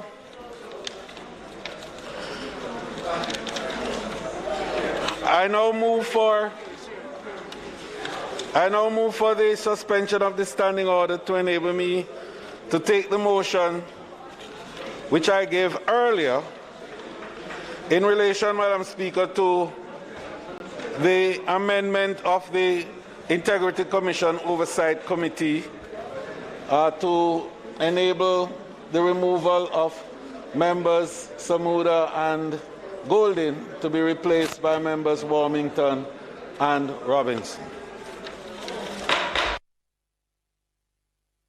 Members, as we proceed this afternoon, I just want to, for our own benefits, all of us, as members, to refer to Standing Orders 35, 6. Members, to refer to Standing Orders 35, subsection 6, which says we must not refer to our colleagues by names in the House. We need to refer to them by the constituency they represent. Just a gentle reminder, it's not always, we don't recognize it, but we really need to refer to our colleagues by the constituency and not by their names. Is a recommittal.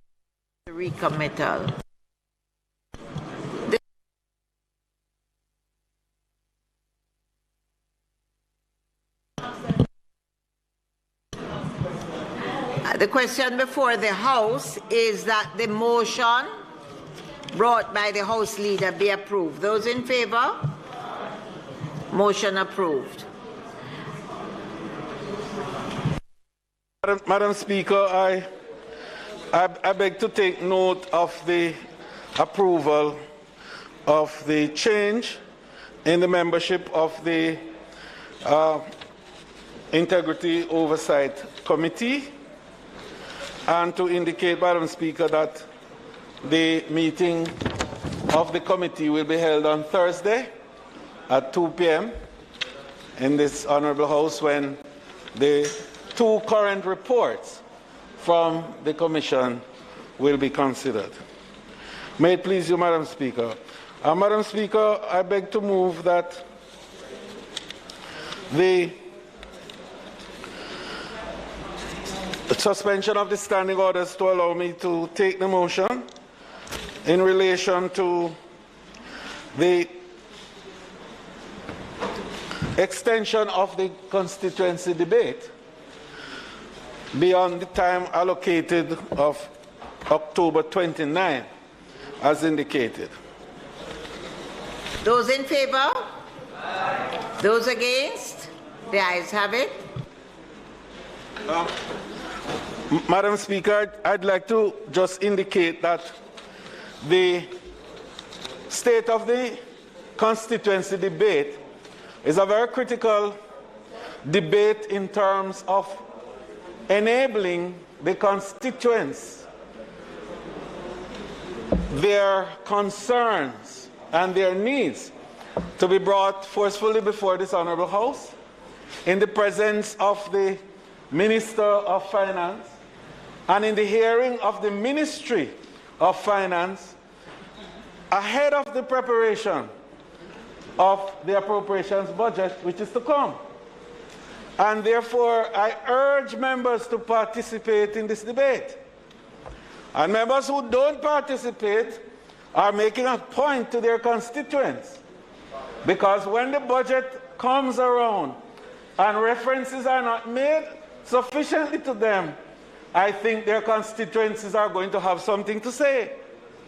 I'm making that against the background that so far the debate has been going very well. But we are yet to hear from some members who we really should have heard from. I say no more, Madam Speaker, except to urge that as the debate progresses and as we seek for the extension, that all members will participate so that the benefit of having the concerns of their constituencies inserted in the budgetary process will not be lost. May it please you, Madam Speaker. Members, the question before the House, you have two motions for approval. The motion for approval for the extension of the state of the constituency debate, we're seeking the approval, and we are also seeking the approval of the removal of the name of the Honourable Carl Samuda from the Integrity Commission Oversight Committee and instead insert the name Member Everald Warmington. Those in favour? Those against? Both motions are now approved. Madam Speaker, I beg to move for the recommittal of the item announcements and reports from committees in order to take the motion with regards to the Public and Accounts and Appropriations Committee report. May it please you, Madam Speaker. Members, the question before you as a House is for the recommittal of the items, announcements, reports from committees, and notices of motions given orally to enable us to table the PAAC report, which should be before all members of the House now. Those in favour? Those against? The ayes have it. So, Madam Speaker, go ahead. Announcement. Also laid on the table of the House today is a copy of the report of the Public Administration and Appropriations Committee on its deliberations on the interim fiscal policy paper for the financial year 2021-2022 and the first supplementary estimates for the financial year 2021-2022. And I must also report that the Joint Select Committee report to consider and report on the motion for the consideration of a proposal that the City Municipality of Portmore becomes the 15th parish of Jamaica has been duly tabled. Reports from committees.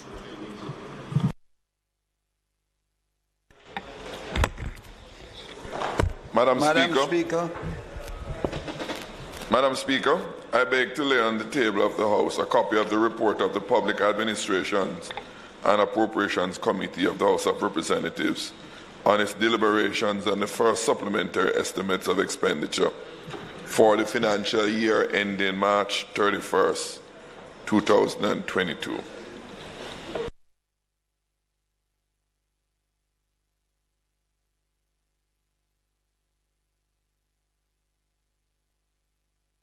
Madam Speaker, I beg to lay on the table of the House a copy of the report of the Regulations Committee of the House of Representatives on its deliberations on the Legal Aid Act Amendments Regulations 2021.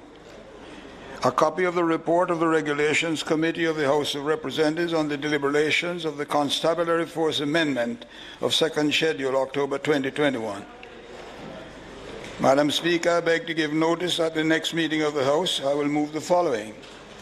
Be it resolved that the report of the Regulations Committee of the House of Representatives on its deliberations on the Legal Aid and Amendment Regulations 2021, which was laid on the table of the House on the 12th day of October, be approved. Be it resolved that the report of the Regulations Committee of the House in its deliberations on the Constabulary Force Amendment Second Schedule Order 2021, which was laid on the table of the House on the 12th day of October 2022, has been approved. Madam Speaker, I further beg to give notice at a later stage. I today will move for the suspension of the standing orders to enable me to take these motions. Madam Speaker, I now move. No. Moment, Minister, we have one other. I now move for the suspension of the standing orders to enable me to take the motions which I gave notice. Go ahead. Madam Speaker, on behalf of the Chairman of the Joint Select Committee appointed to consider and report on the motion for consideration of a proposal that the city municipality of Portmore becomes the 15th parish, I beg to lay on the table of the House a copy of that report. Notices of motions given orally.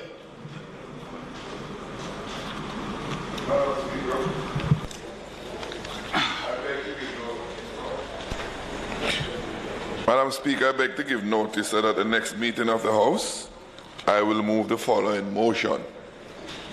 Be it resolved that the report of the Public Administration and Appropriations Committee of the House of Representatives on its deliberations on the first supplementary estimates of expenditure for the financial year ending March 31st, 2022, which was laid on the table of the House on the 12th day of October 2021, be adopted.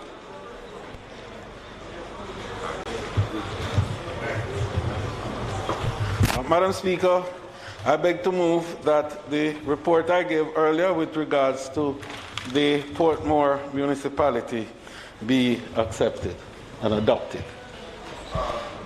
Madam Speaker, I also further wish to give notice that at a later stage today, I will move for the suspension of standing orders to enable me to take the motion of which I gave notice of a moment ago. Those in favor? Those against? The motions are approved. I don't know. What is that? What is? Notices.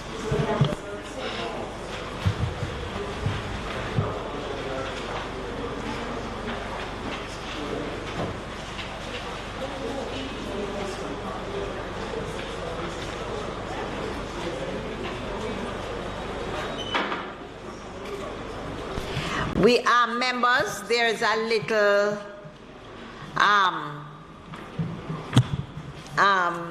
mishap as to where we are on the agenda. We were just at notices of motions given orally, and now we are going to move forward for the report of the PAAC to be adopted at public business. Very well.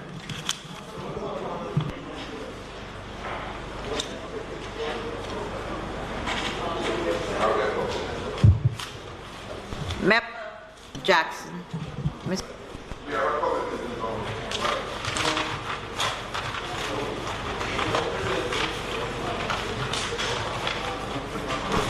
Member Jackson, before you do, you're going to ask for the suspension.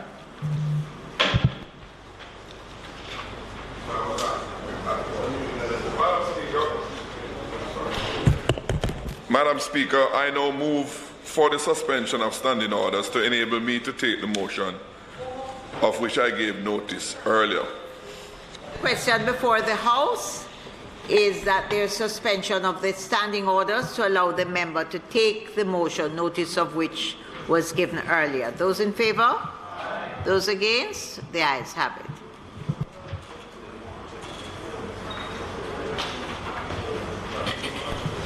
Madam Speaker, as is customary, the first supplementary budget for the financial year is, each supplementary budget is required to be presented before the Appropriations, Public Administration and Appropriations Committee for deliberations in keeping with the Financial and Administration Audit Act. Your committee, Madam Speaker, considered the supplementary estimates, and in the process we had presentations from the Ministry of Finance and the Public Service, the Planning Institute of Jamaica, the Bank of Jamaica, the Ministries of National Security, Health and Wellness, Economic Growth and Job Creation, Education, Youth and Information, Local Government and Rural Development, and the Ministry of Labour and Social Security. Those ministries were selected, Madam Speaker, because in the committee's opinion, upon initial scrutiny, represented the bulk of the reallocations and additional allocation that would have been made in the supplementary budget.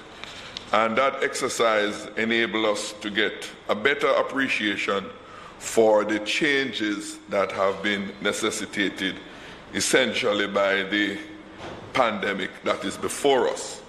And as you will appreciate, the ministries of health and education would have been the foremost ministries in that exercise.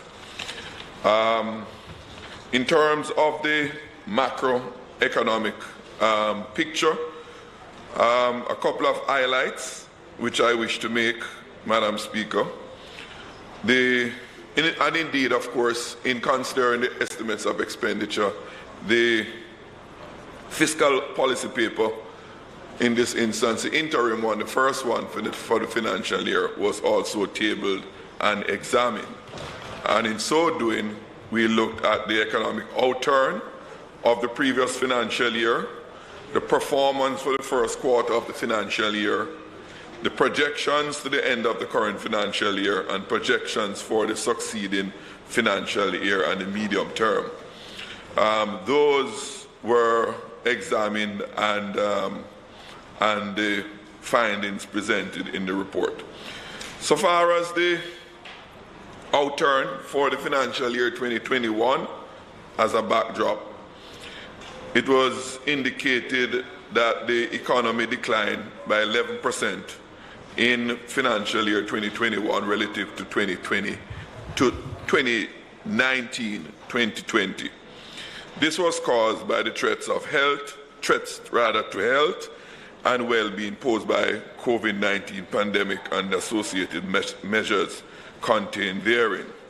The services industry fell by 12.7%, and the goods performing industries declined by 3.4% over the period.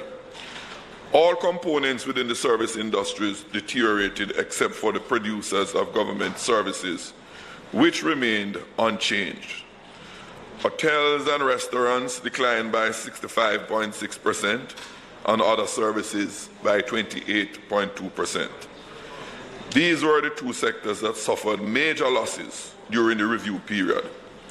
The hotel and restaurants sector was negatively impacted by the downturn in the global travel industry, resulted in fewer long and short-term visitors, which in turn limited restaurant and bar activities. The fall in other services reflected declines in the entertainment, recreational, cultural, and sporting activities, among others. Within the goods producing industry, there was expansion in the construction industry of 2.9%, reflecting increases in residential construction, but all other sectors declined during the period. And of course, a full, more detailed listing is provided in the report that is before us. Madam Speaker, I might just give an highlight of the revised budget. The approved estimates on the recurrent side was $487.06 billion, and in the supplementary that has been increased to $514.6 billion. A breakout of that would reflect on the program side the approved estimates of $230.54 moving to $267.92 billion. And on the compensation side of the recurrent budget, it moved from $239.23 billion to $246.63 billion. On the capital side, that remained unchanged, which is $54.2 billion in both the approved estimates earlier this year and the supplementary budget before us. The non-debt expenditure moved from $541.26 billion to $568.415 billion. In respect of debt service, that has moved from $272 billion, $272.14 billion to $280 billion. Interest component of our debt service moved from $125.98 billion to $132.45 billion. Amortization moved from $146.25 to $148.67 billion. The non-debt below the line expenditure moved from $17.47 billion to $18.4 billion. Madam Speaker, the main allocation under the supplementary estimates saw an increase of $15 billion from $60 billion to $70 billion in the social and economic recovery with vaccines for Jamaica, the Serve Jamaica program. In the other ministries, which is the Ministry of Economic Growth and Job Creation, we saw a movement of $1.5 billion, for which $1 billion is from repairs and maintenance of roads, which were caused mainly from flood damages during the period. The Ministry of Education, $1.4 billion was provided for additional subvention to the University of Technology. And this was to deal with particular expenditure item in the financial year for the UTEC. The Ministry of National Security, there was a $0.975 billion which includes $0.652 billion representing the value of a grant from the government of Japan for the acquisition of I think it's 4 patrol boats altogether. Within the capital budget, there was a notable reallocation of $4.3 billion to the South Coast Highway project. Those are some of the main highlights, Madam Speaker. I wish to also bring to the attention of the House that as a result of the pandemic, the steep concentration of the economy, the debt to GDP ratio had fallen to 95% in 2019-2020 and has ballooned up to 109% at the end of the 2021 financial year.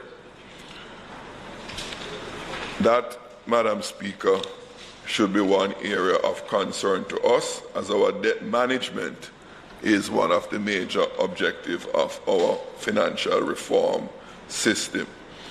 Madam Speaker, I believe the report reasonably represents the result of the examination of your committee, and I therefore ask for the report to be adopted, approved by this House. Thank you. Members, the question before the House is that the report be adopted. Those in favor? Those against? The ayes have it. Madam Speaker, I now ask that the item notices of motions given orally be recommitted. Members, the item notices of motions given orally, we ask that that item be recommitted. Those in favor? Those against? The ayes have it. Minister of Finance. Madam Speaker, I beg to give notice that at the next meeting of the House, I'll move, be it resolved that the first supplementary estimates of expenditure for the financial year ending March 31st, 2022, which was laid on the table of the House on the 28th day of September 2021, be referred to the Standing Finance Committee of the whole House of Representatives, consisting of all members of the House, for consideration and report. And be it further resolved that the committee, during its deliberations, take into account the recommendations contained in the report of the Public Administration and Appropriations Committee of the House of Representatives on its deliberations on the first supplementary estimates of expenditure for the financial year ending March 31st, 2022, which was laid on the table of the House on the 12th day of October 2021.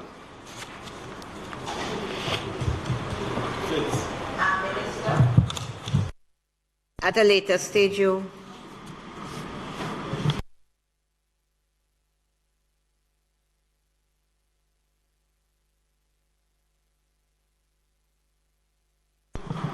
It's the minister must ask that for a later stage.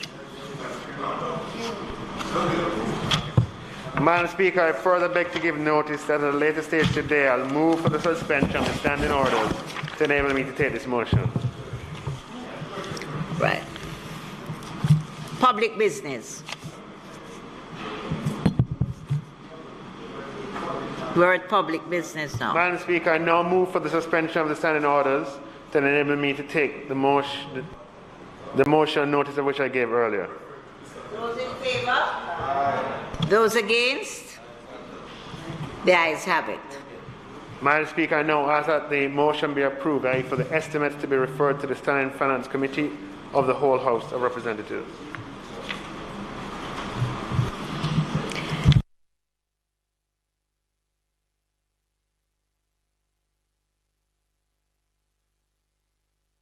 Madam Speaker, I ask that the Standing Finance Committee now be suspension of the standing orders to allow for the Standing Finance Committee to meet to consider the first supplementary estimates of expenditure. Members, the meeting of the House is now suspended to allow the Finance Committee to meet and deliberate. Those in favor?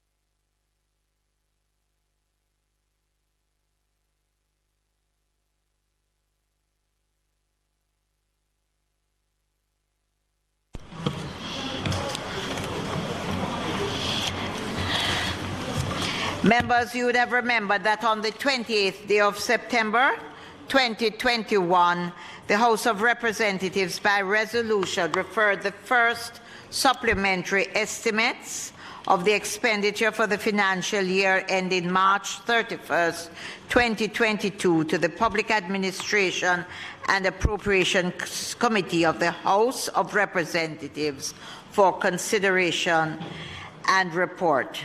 The committee's report, along with the first supplementary estimates of expenditure, is now before us for our consideration and our report.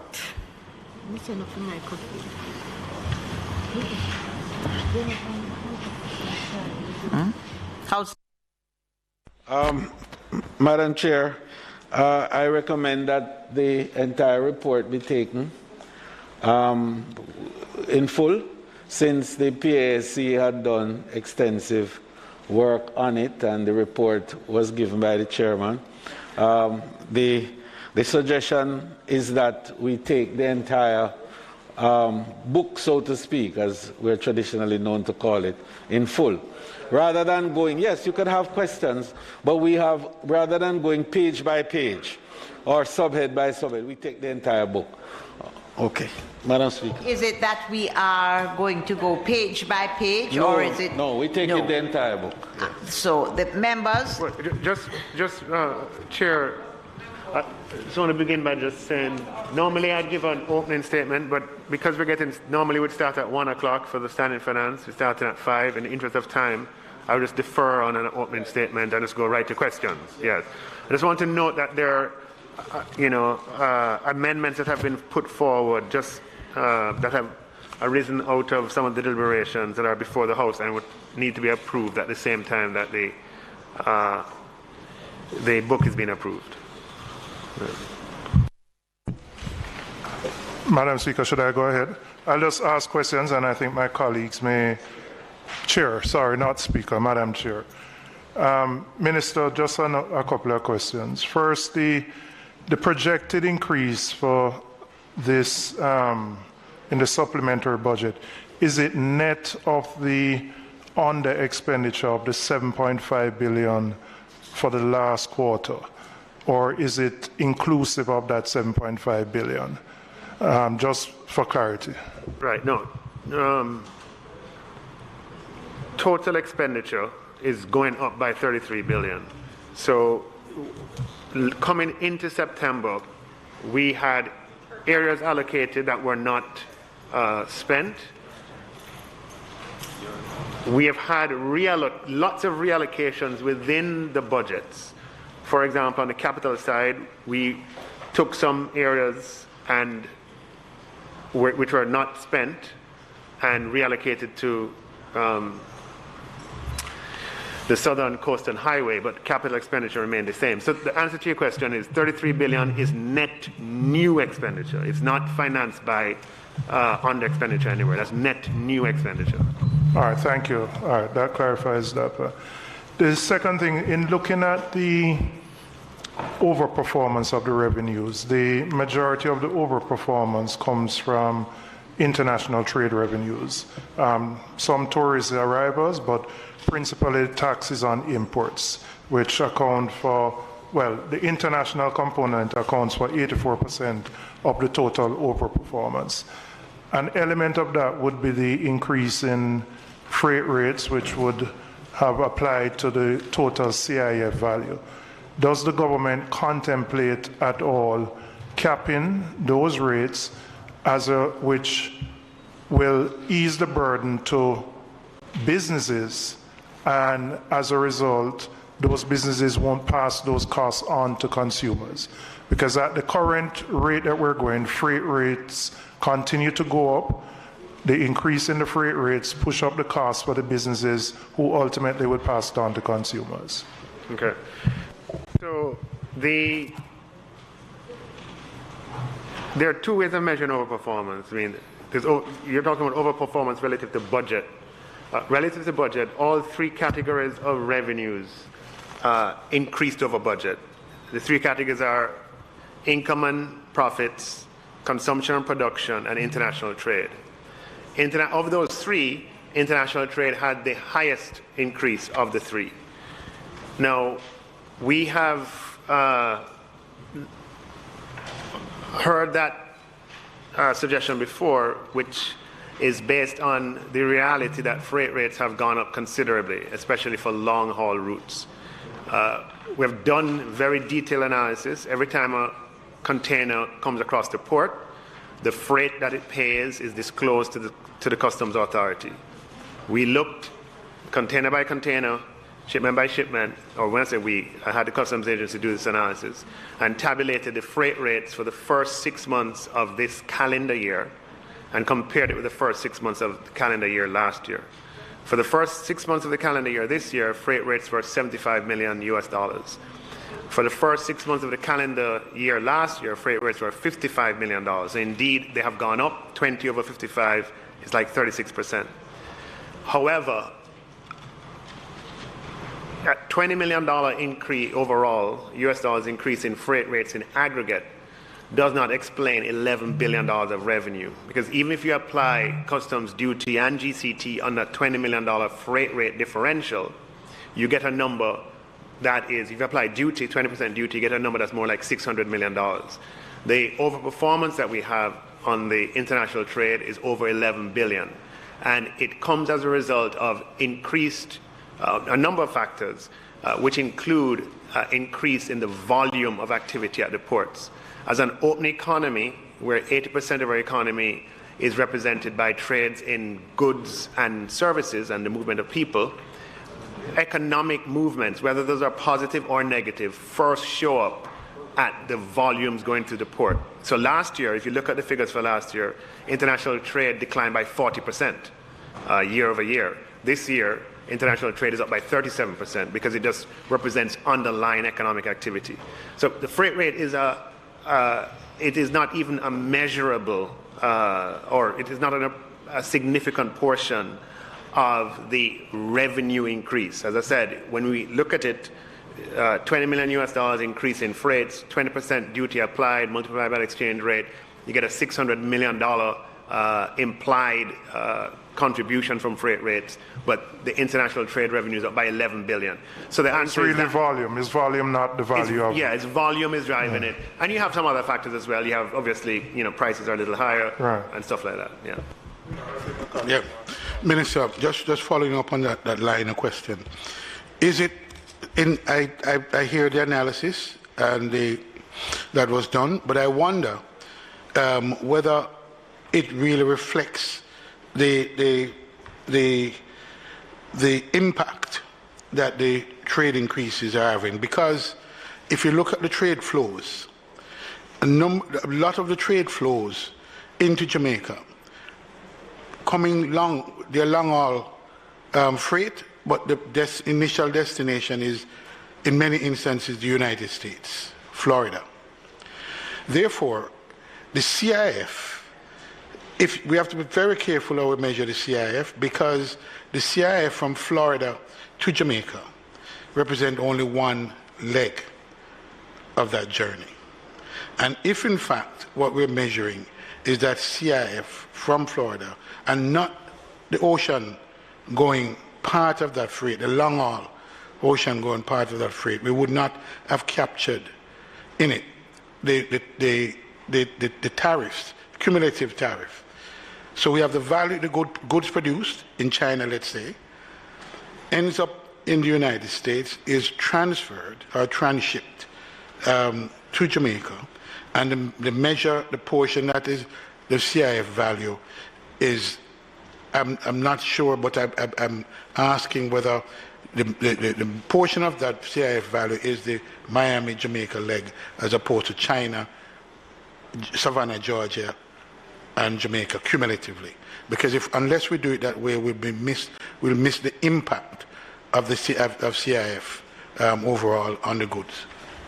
So remember, it is the importer who declares their freight rates, and freight rates are measured the same way this year as they were last year and the year before. And what we're saying is that, and I can approach it from a different point of view to convey the point. What we're saying is that yes, freight rates have increased, And yes, that has an impact, but in the context of the size of the revenue increase, that's not where it is coming from. We had a similar revenue decline the year before, and freight rates didn't drop to give that revenue decline. The revenue decline came because volumes fell. Right? But you have to understand, remember, between April and December of last year, for example, the importation of energy commodities collapsed by 40 or 50% as everybody, nobody moved, right? So whether it's butane or motor fuels or cooking oil or just fuels coming in collapsed considerably. Fuels coming in this year, the volume almost doubled vis-a-vis last year, and it's, everything is kind of consistent, is what you're seeing in the economic expansion figures. And that is what explains the movement in international prices. It's not denying the freight rate increases are real. I'm just saying the impact of them. And another way to think about it is freight rates have a big impact if the value of the goods being imported is low. So if you have a whole container and all you're importing is cases of air, then yeah, freight to value is going to be high, and a freight rates increase is going to have a massive impact on the price. But if you look at the entire goods that we import, and remember, a huge part of our import bill are those energy commodities, which are bulk items. And the increase in the freight rate relative to the value of a shipment of oil is not as significant as it is for, if you're importing water. And the weighting of our imports is such that in aggregate, it does not dispute the point for an individual importer. But in aggregate, it doesn't have that impact. And therefore, the policy response needs to take that into account. Are you following what I'm saying? I take the point. And my concern and the concerns that is being expressed by industry, at any rate, as I understand it, is that in the mix of things that form the basis for the ad valorem tax, the only real component that we can respond to is on the tariff and the duty structure. The others are fixed. It's the cost, it's the insurance, and the freight. The freight element is really what we can do anything about. With what we see happening in international trade, it is quite clear that there will be an elevated level of freight for some time. I believe well into next year. That's the projection. All of that cumulatively will have an impact on our industry, particularly the small and medium-sized industries. And on top of that, with the policy rate increase that was just put in place to address inflation, I believe we have to look at the cumulative impact of all of that, and to then determine how that affects business and how these small businesses will be able to manage, and what sort of cost burden is then applied to them, which we know must be passed on to the consumer. So my concern is, of all the elements, the key elements, the core elements that make up the duty structure, the only part that has any flexibility for a response, a policy response, is the freight aspect of it, and whether, in light of the other add-ons, it is not appropriate to consider how much of the impact of that will pass through on businesses and to consumer ultimately. Yeah. So we did look at it, and as I'm saying, in addition to what I said earlier, intervening on that side is likely to be inefficient, because one, you have no assurance whatsoever that the immediate beneficiaries of your intervention will pass it on to consumers. Only in very competitive industries can you be assured of that. And the second reason is that it becomes diffused. Persons who are in need of support, or persons who are not in need of support, would be receiving support through that avenue. Whereas if you intervene directly and target individuals in light of the circumstances, it's probably probably a better approach under the circumstances. So we did consider it very seriously and had a lot of conversation with industry, but that's where we came out in the end. So we can expect then, considering all of that, that perhaps the response, the appropriate response, as you're indicating is not through the tariff, but a more targeted approach, intervention by the government. Correct. Our Minister, coming back, there's an additional 5.5 billion for interest costs, primarily driven by devaluation of the currency. We're seeing the depreciation start again. We had an appreciation up to the end of September, and now we have depreciation. Do you think that you may have to draw on more resources, given the potential that the currency may depreciate faster than you anticipate? No, the anticipation is that what we're provided for here in the second supplementary, based on what we know now, that should take us through towards the end of the fiscal year. The appreciation that we had in August and September wasn't planned for, and that would have been, that was happening even while these were being printed. So we probably had some gains there. You will always have to make adjustments. Interest bill on an annual basis is about $130 billion. Having to adjust by a few billion in a supplementary is not normal, because we have a floating exchange rate that you can't predict with any degree of certainty. Yeah. In looking at the projection you made for the oil prices back in your budget, which was about $44 a barrel, and the actual, which was probably in the 60s, went as high as the 80s. What impact did that have both on expenditures and on the SCT that you would have collected?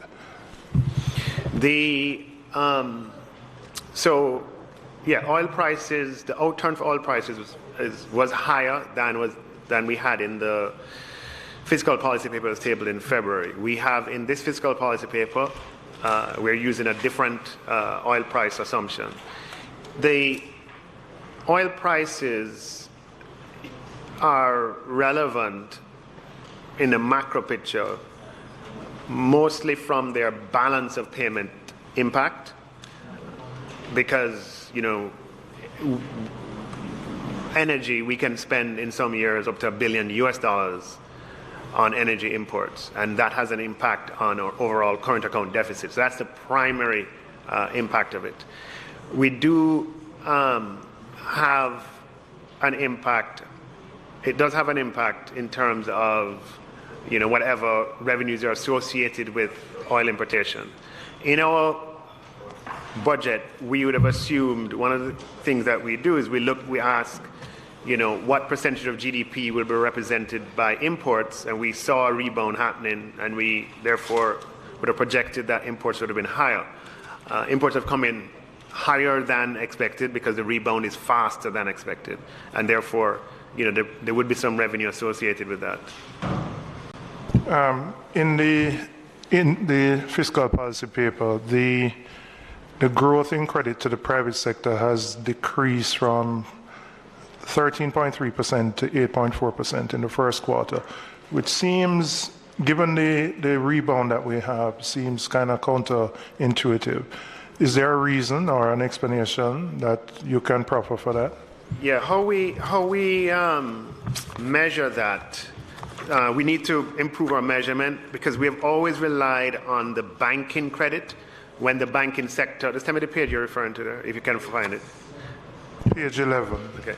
We've traditionally referred to the banking sector credit, but increasingly we have a very active capital markets, and there's a lot of financing today as the government has reduced its appetite for borrowing.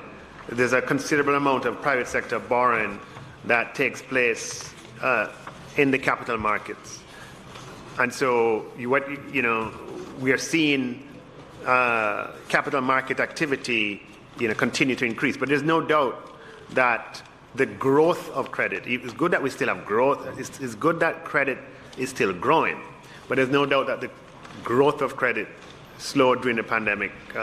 So basically, you're saying currently we don't capture the non-banking credit that is offered, party to party. I know that a lot of statistics don't. If you point me to the exact one that you're speaking to, maybe I can make a opine on that.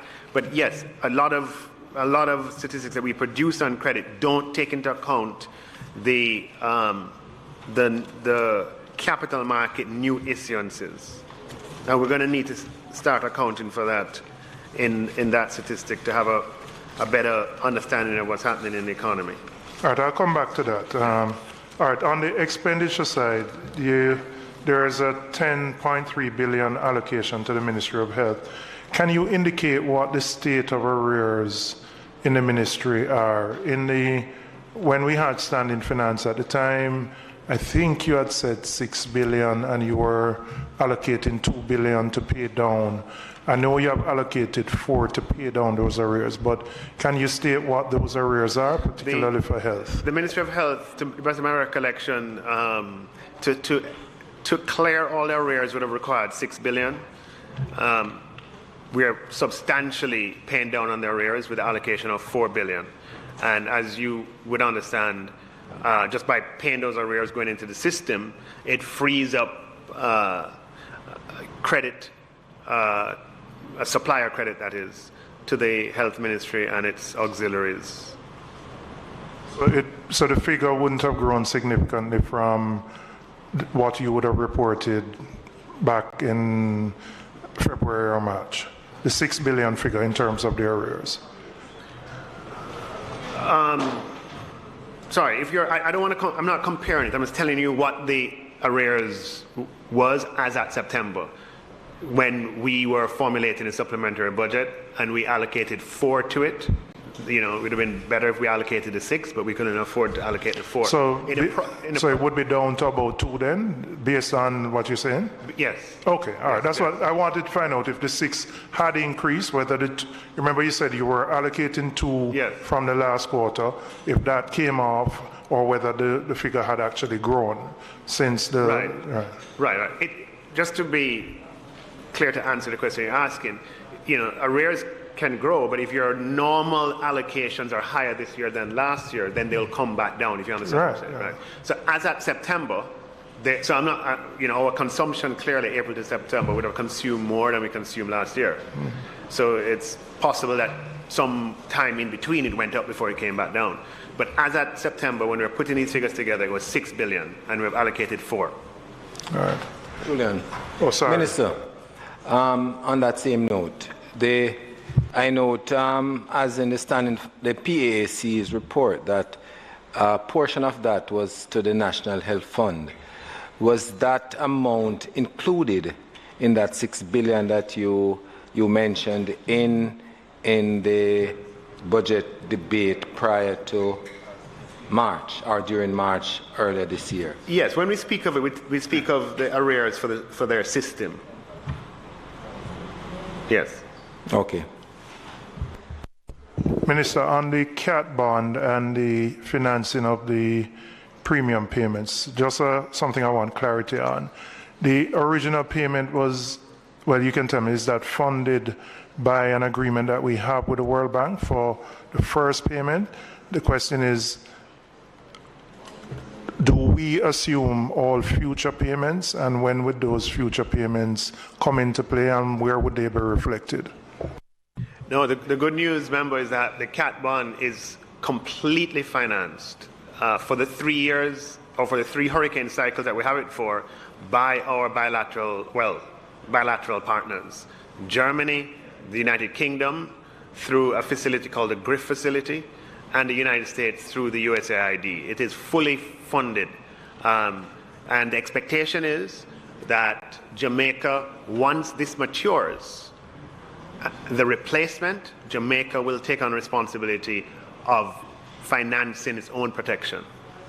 So that would be FY 23-24 then? Yeah, it expires, no, FY 24-25. It expires December 2023. Okay.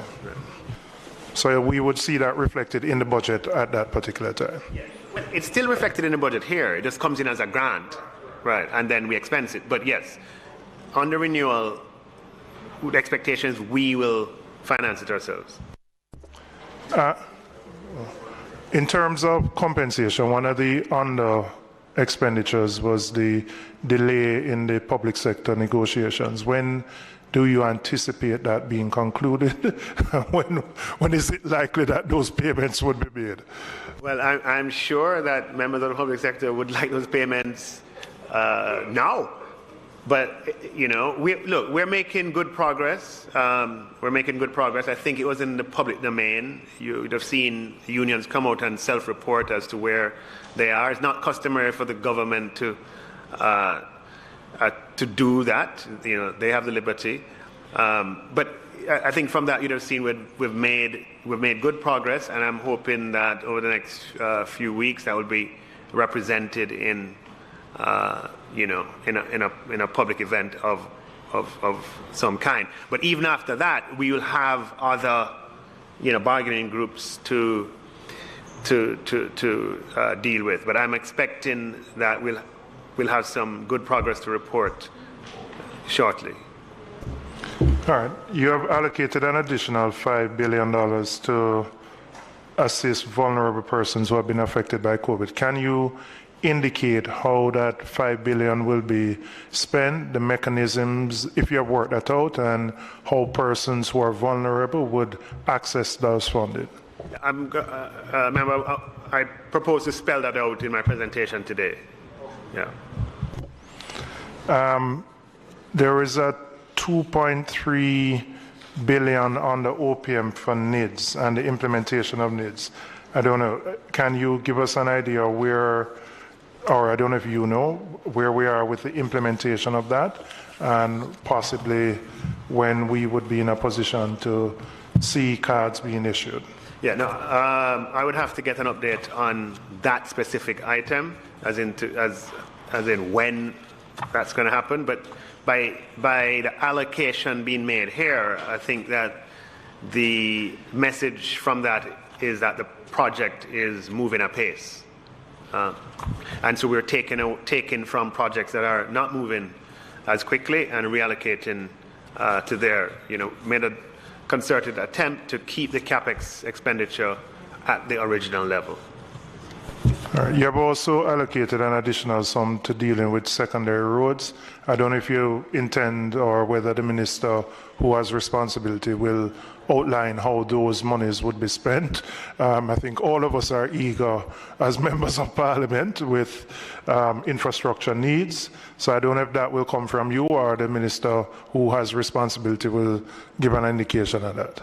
No, not from me, member. I think you'd have heard in the constituency debates, many people refer to a particular minister. That is squarely within his domain.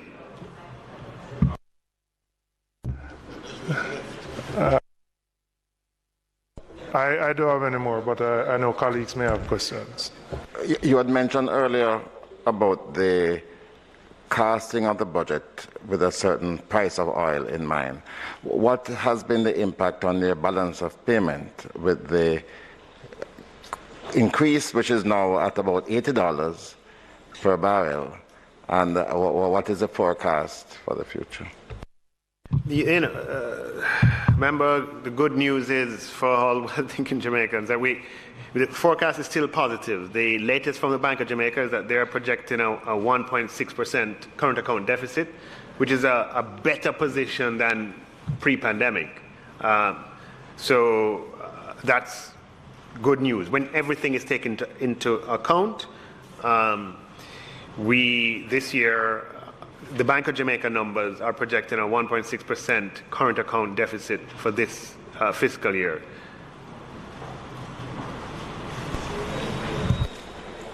Minister, I have harassed you over the past few years on this project that I now understand. Again, it's placed with the South Coast Highway project. It is a project that is it was estimated to cost $80 million 2 years ago, And it's one of those emergency projects that if it does not happen and we get a heavy shower of rain, we could see the loss of many lives, not to mention property. Last year, in the first supplementary estimates, a clear commitment was given. And then again in the budget this year, a further commitment was given. When can I assure the people that work will commence? I think that is a more tripartite conversation with the ministry as well. Yeah, so you've mentioned it before, and I've taken note of it. I think you and I now need to have a conversation at the same time with the ministry, and then we can take it from there. Minister. Because even if I allocate and the project is not ready, then you're going to have that. You're going to have to take it back and put it somewhere else. So we have to make sure that it's ready, and to do that, we need to talk with the ministry that's implementing. Minister. But I'll represent you. So that's a commitment. No, I'm saying we have to talk. You and I alone can't do it. But Minister, the last time the representative from the Ministry of Works was right beside you, right across there, and both of you agreed that this project would have started by now, well, long before now, before the hurricane season. Okay, to be fair, okay, the reallocation in the capex. You remember in the budget, there was a $8 billion allocation for NWA works, and I can't speak for the works agency, but to the extent that that is your recollection, if anything, it would have come from that program. Now, that's a program that we designed and launched in the same year, and what, as has been the case in the past, designing, launching, procuring, implementing in one 12-month cycle with our system is very difficult, very challenging, which is a problem because it means that our ability to be responsive and I try to explain that in the budget, they're saying that's why we have those absorption constraints with capital expenditure. I think the projects were scoped and they worked on it, etc., but they're at a point where it's not likely that all steps are going to be finished in this fiscal year for them to be implemented. So you'll see, I had some in my constituency as well, the big bridge, it's a major thoroughfare, the big Washington Boulevard bridge that they had planned to strengthen. That has shifted as well because the entire process, including procurement, doesn't look as if it's going to be completed for all the monies to be drawn down this year. So if I were to hazard a guess, that might be an explanation, but we need to speak with the minister to confirm that. Minister, this one is a bit more simple, less complex, and that is the cleaning of the Sandy Gully, something that you and I, the Sandy Gully, cleaning the environmental real threat that this represents. It's something that we have spoken on, you know well about it. It has begun upstream. It is the downstream portion of it that represents a real threat. And it's not just to the people of Seaview Gardens. It is to the port of Kingston, a key economic artery for Jamaica. What exists in the Sandy Gully, and it's for all to see.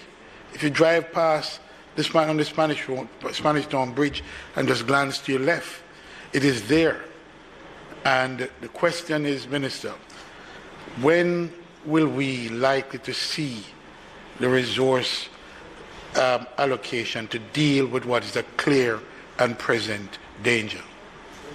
Well, remember, you'll recall that I had in the approved budget, we had this river training program for $200 million. You'll see in the supplementary estimates that it has been converted into a $200 million gully cleaning program. So I've made the allocation in terms of gully cleaning. Now, how it is further allocated, you need to make representation with the ministry. I'll definitely support you. We share the Sandy Gully together. But that gully cleaning is going to have to obviously be spread around.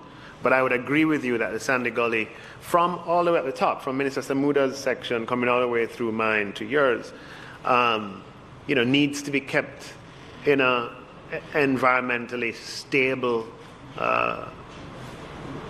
position. I reiterate, Minister, the implication for the port of Kingston is real. Yes, we're on the same page with that. Okay.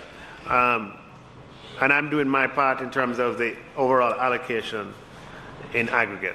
Yeah, but Minister, Chairman, is not just the portion of your section of the gully.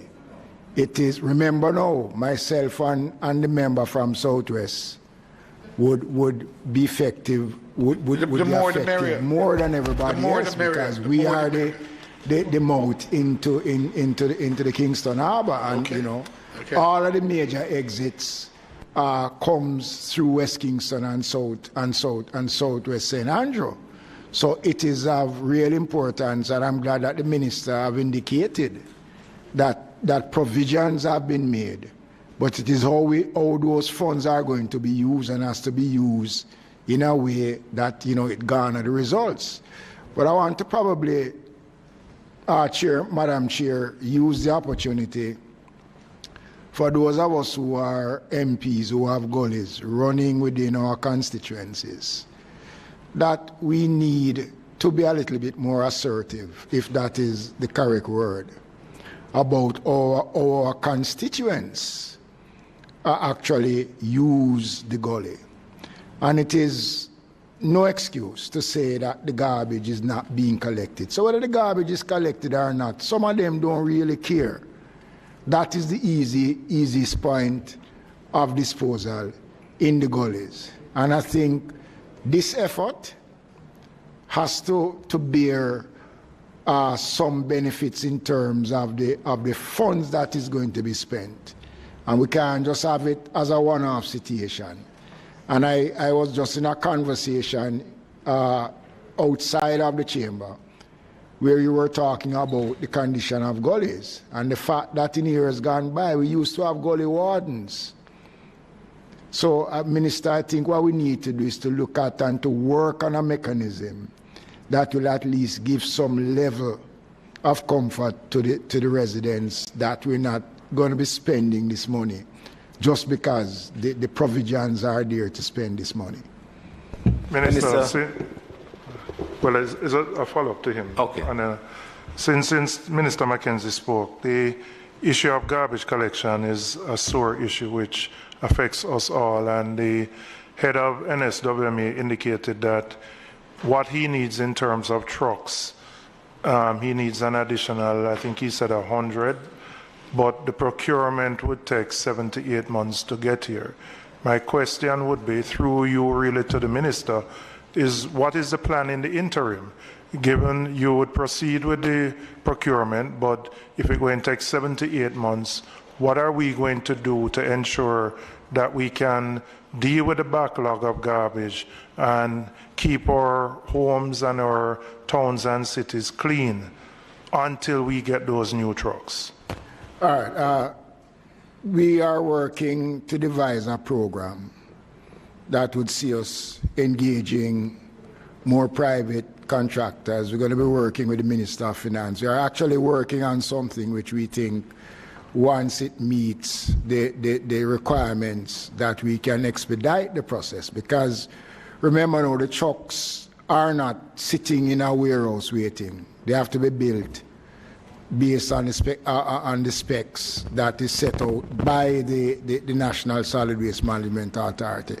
So in a couple of weeks' time, the MSWMA will be rolling out that program that will speak to a more effective and a more efficient way of collecting the garbage in terms of putting in a makeshift system until we are able to get the trucks. And hopefully what is being contemplated, once it is presented and is taken to Minister Clark, and once we can get the approval, then I think we will be able to get some trucks in before the period, and then we could continue the other process. But something is being worked on, member, in that regard.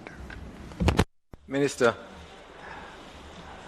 Mr. Clark, the reduction in the allocation for Cornwall Regional Hospital, we have seen that upwards of $250 million has been cut from the budget, and I am asking what's the utility of doing that when you consider that Cornwall is in a state where it needs to have accelerated rehabilitation. 1.3 billion was that's 42,000 C1.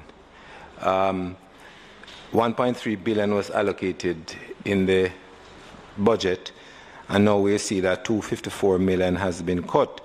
And the reason here, as with all other reasons, revised requirement due to reduction of use of goods and services.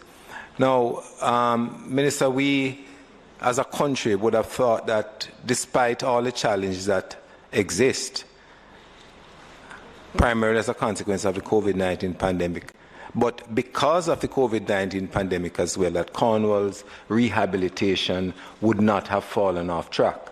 And now we see this happening here. And to our mind, there's ought not to be any justification for doing this. You know, can you give us any rational reason as to why? Well, this is just a preemptive move, member. If we didn't reallocate it, what would happen, given where we are now, is that the year would end and the money wouldn't be spent. And that would be a worse problem, because you'd have taken up space and denied other areas where you could spend the money. So if we see a project that's not moving in the way... Technically, the question should be directed at the Ministry of Health and Wellness then, because you know, they have overall responsibility for the spend. And if there is a slowing down of that spend, and I understand your position from the Ministry of Finance, but I mean, it is really a national concern. Yes, I believe the Minister will speak to that at some point, but I don't think it's a secret that the project there has been proceeding slower than desirable, partly because as well, you know, so much resources are focused on dealing with the crisis that we have at hand. But the Minister will speak to the details as to why. As what concerns us here is in the process of allocating budgetary space. You want to allocate budgetary space to areas that are going to use it. And that we understand. Yeah. So I'm saying probably you're not the right minister to ask that, but it falls under your general overview of control. Yeah. Thanks. Yeah. Minister, I was just looking at the increase in the budget for the Ministry of Education, and I noted that the funds again were transferred from the Ministry of Education to Ministry of Labour and Social Security. Again, that's around the path beneficiaries and stuff like that. And I was wondering if that is the clearest indication, Minister, that there's no provision because this was in terms of the nutrition cash grants. I was wondering if that was the clearest indication that certainly until March 2022, there was no contemplation of actually making sure we could educate our children by bringing them in schools. And I think that if that is so, that would be a really regrettable move by the ministry, by the government of Jamaica. That's a very fair question. What you're saying, the government provides nutrition support to kids in school. Usually, those funds are in the Ministry of Education when kids are in school, because they get those funds in kind. They get a Nutribun and milk, etc. Because kids are being educated at home, what the government is doing... I've been at home. Yep. Let's just be very clear about this being educated at home. Yeah. Because kids are at home, what the government is doing is, rather than not use the proceeds, we're directing the proceeds to the Ministry of Labour for them to add as cash grants to the same beneficiaries. What the allocation here is a practical allocation. Right now, kids are at home, so practically this is the way in which we have to do it. if and I don't believe it is not reflective of a decision that until March 31st, this is what will happen. If kids go back to school in December, we have a process in January and we move the money back. But we're just dealing with the realities as they are right now. Okay. Thanks. One other question, Minister. In the report on the PAAC deliberations earlier, it was noted that the on your own device, they were just completing phase 1, and that completing that would now lead to the second phase of the program, which would be the vouchers for the 6,300, for 6,300 tablets. I was also wondering if that 63 times 100 there would be the equivalent of the 100 tablets for the members of parliament that we have been wondering what it was. And I ask because, Minister, how it is reported here does not quite align with the response that we had received earlier. Certainly it's not clearly so. And so I was seeking some kind of clarification, because what is here suggests that you were awaiting the completion of phase 1. Now that you are there, we can now move to phase 2. And I don't think that any member of parliament or any, certainly of the 100 parents who are waiting on the submission that I had made would have interpreted any prior response in this fashion. Yeah, I understand the comment. We have had some, as a government, challenges with this element of it, meaning the 100 devices for each constituency. I too have submitted my names, or not my names, but the names of constituents, and I'm waiting for the allocation, like you. But I think the ministry, appearing before the PAC, just said that once they finish with what they're doing here, they're going to turn their attention to the program for MPs. I don't have anything to add. I can't add to that or subtract from it, you know. I'm just pointing out the obvious contradiction between the response we got earlier and that response. And I think especially as we deal with issues that confront us because of the pandemic, the one thing that we have to really secure is that trust.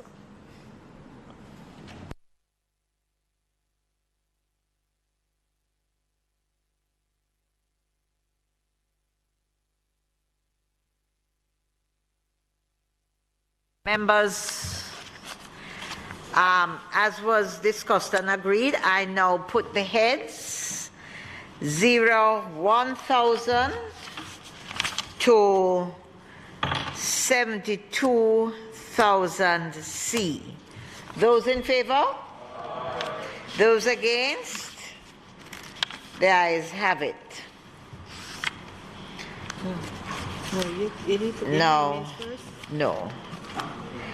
Members, there are also amendments. I now put the amendments to the estimates. Those in favor? Those against? The ayes have it.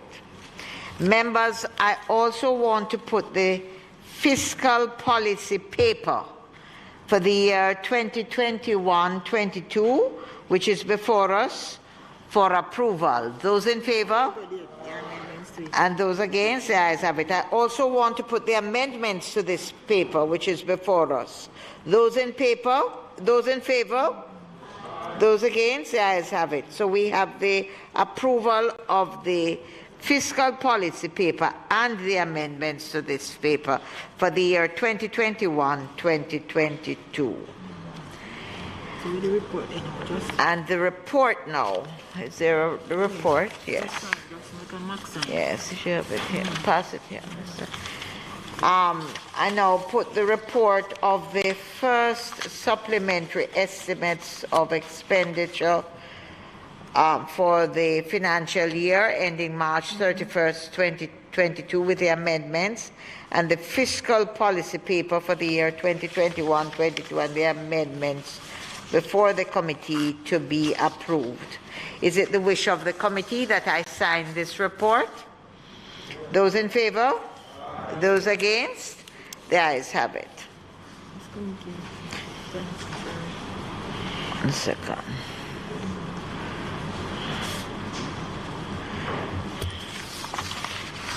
Members, this committee now stands adjourned.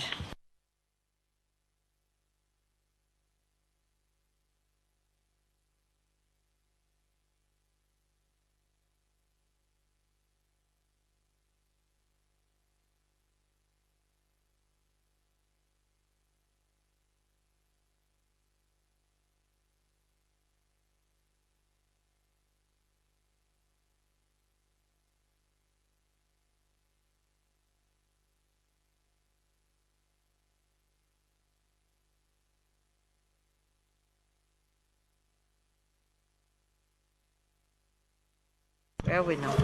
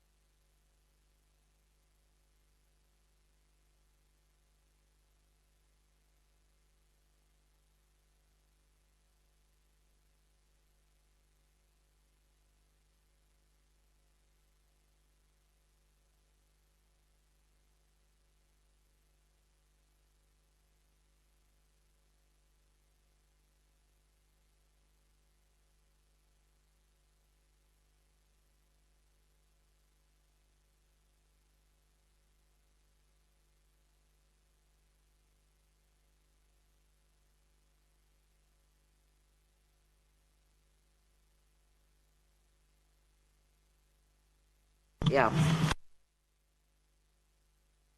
Resumes its sitting. Madam Chair, we will take the on public business the three motions that are to be concluded, and I beg to move, Madam Speaker, that the member from Clarendon Central and chairman of the House Committee to take those two measures under his name. Chairman Henry. Madam Speaker, I now move for the suspension of the standing orders to enable me to take the motions, notice of which I gave earlier. The question is that the standing orders be suspended to enable you to take the motions, notice of which you gave earlier. Those in favor? Those against? The ayes have it. Madam Speaker, I move for the suspension of standing orders to enable me to take the motion, notice of which I gave earlier today. The question is that the motion be approved. Those in favor? Those against? The ayes have it. Motion approved. Madam Speaker, I now move that the motion that I gave notice to earlier with regards to the appointing of the Special Select Committee to consider and report on private bills, and that the words, in quote, to sit jointly with a similar committee appointed by the Senate, and also the other wording which would include to consider and report, so as to empower the committee to jointly sit with its counterpart committee in the Senate, be approved. Those in favor? Those against? The ayes have it. Motion's approved.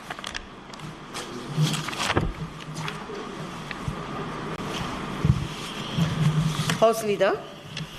Madam Speaker, I now ask that the items, announcements, reports from committees, and notices of motions given orally be recommitted.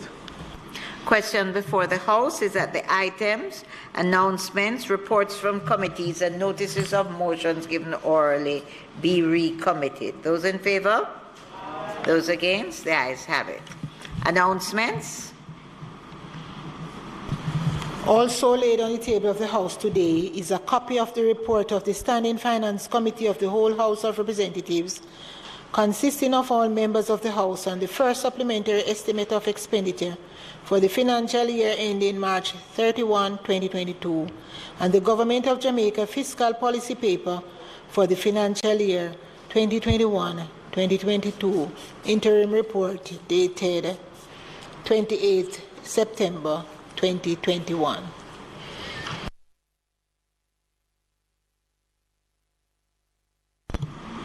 Notices of motions given orally.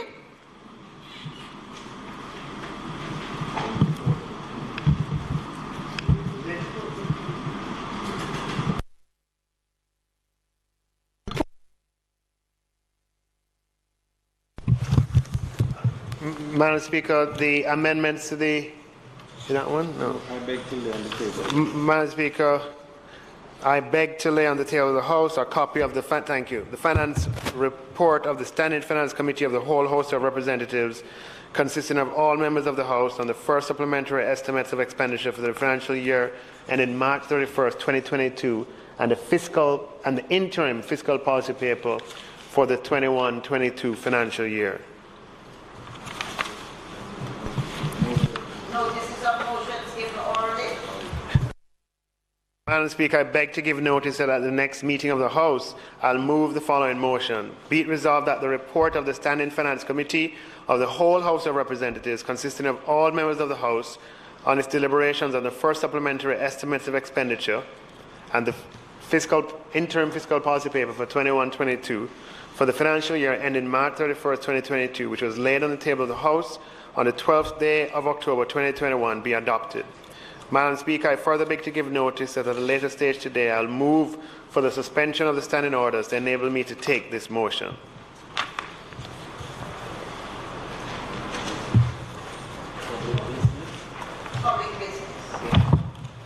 Madam Speaker, I now move for the suspension of the standing orders to enable me to take the motion, notice of which I gave earlier. Those in favor, the question is that the standing order will be suspended to allow the minister to take the motion, notice of which was given earlier. Those in favor?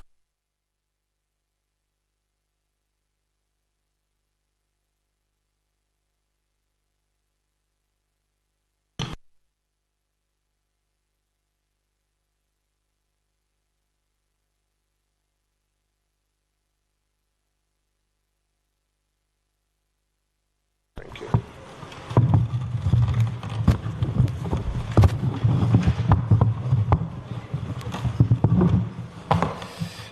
Madam Speaker, I rise to open the debate on the first supplementary estimates for the 2021-22 fiscal year in the context of the continuing global COVID-19 pandemic and its impact here in Jamaica. Last year, the pandemic created the largest economic shock in our history, and we lost $74 billion of revenue. And that wasn't all, Madam Speaker. Our expenses ballooned at the same time due to the cost of economic and social support, the cost of the healthcare intervention, the cost of support to public bodies, given the impact of the pandemic. And we learned from last year, Madam Speaker, that the COVID pandemic is very expensive. It is costly in terms of lives lost, time lost, economic output lost, and also in terms of the fiscal intervention that is required to combat the virus and its effects. Up to yesterday, Madam Speaker, there were 86,000 confirmed cases, 86,384 to be exact, of COVID-19, with 2,025 deaths. The pace of infection has gathered momentum on at least 3 separate occasions since March 2020, including and most recently in August 2021 in what we euphemistically call waves or spikes. Madam Speaker, the main focus of the first supplementary estimates is to address the effects of the increasing intensity of the pandemic in Jamaica. Approximately 56% of the expenditure is geared towards meeting the corresponding healthcare costs as well as cushioning the economic impact of the pandemic. Madam Speaker, as I said before and I'll say again, the COVID-19 crisis is expensive. Approximately 56% or 15 billion, right? 15 billion or 56% of one of the largest supplementary budgets ever is devoted to addressing the pandemic and its impact. These are resources that could have gone into other areas, but instead need to be directed towards addressing COVID-19. Madam Speaker, not only is it a health imperative, but it is also a fiscal imperative that we overcome the COVID-19 pandemic along with the rest of the world. And the only sustainable way to do it, Madam Speaker, is for a large majority of the population to be completely vaccinated against COVID-19.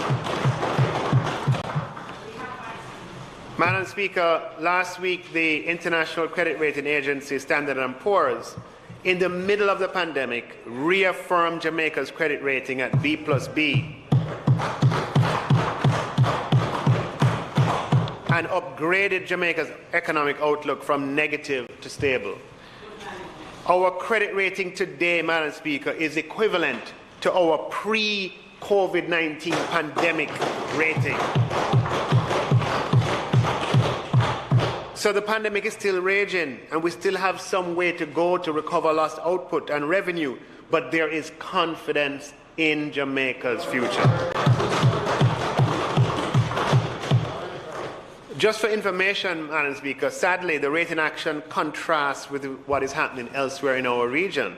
Of 6 CARICOM countries that have credit ratings rated by S&P, 4 of them, or 2/3, Bahamas, Belize, Suriname, Trinidad, have credit ratings which are less favorable today than they were prior to the onset of the pandemic.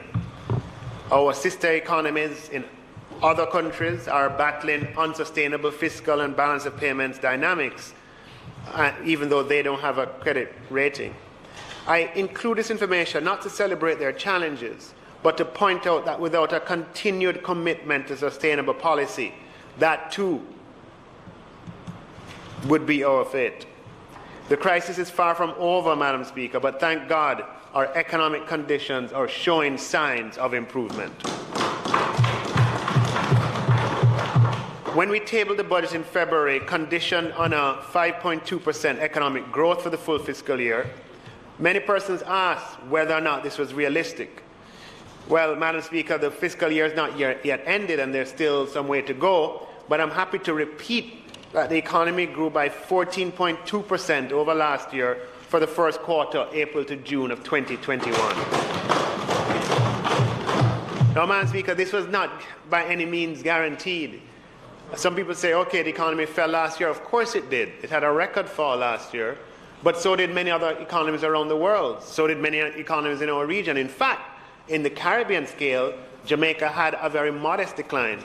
compared to what happened in St. Lucia and Barbados and Antigua and other countries that declined by 18% and 24%.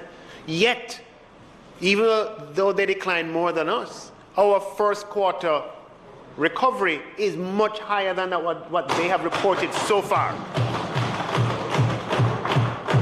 The actual growth rate measured by Statin, Madam Speaker, surpassed all expectations, bettered all estimates, and exceeded even the upwardly revised projections of the PIOJ. Madam Speaker, with that performance, economic recovery from the pandemic has begun.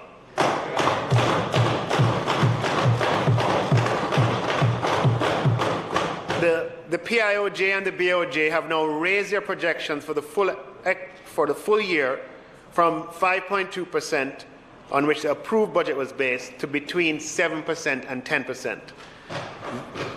This, Madam Speaker, provides the foundation for these supplementary estimates. And for those who may wish to doubt growth estimates, dollars in the bank makes the case absolutely clear.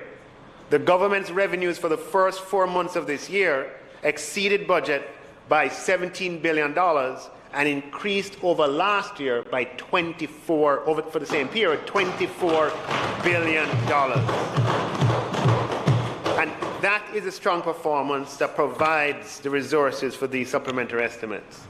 Now, Madam Speaker, let me be the first to say that 1 quarter of strong growth does not mean that we have recovered what we lost during COVID. That's not the case at all. We still have some way to go before we can recover lost COVID output and lost revenue. I started by saying we lost $73 billion in revenue last year. This year, we're up $24 billion for the first quarter over last year. We need several more quarters to make up what we have lost. But, Madam Speaker, why is the 14.2% and the $17 billion important? People ask, what does growth mean to me? Okay, 14.2%. So what does that mean to me? Well, the revenues of government, Madam Speaker, depend on the size of the economy. The larger the economy, the larger the revenues of government. And the larger the revenues of government, the more the government can do in terms of expenditure. Strong growth, in addition, gives us opportunity for economic recovery to lead us to pre-COVID-19 levels of output faster than previously thought and quicker than our peer countries.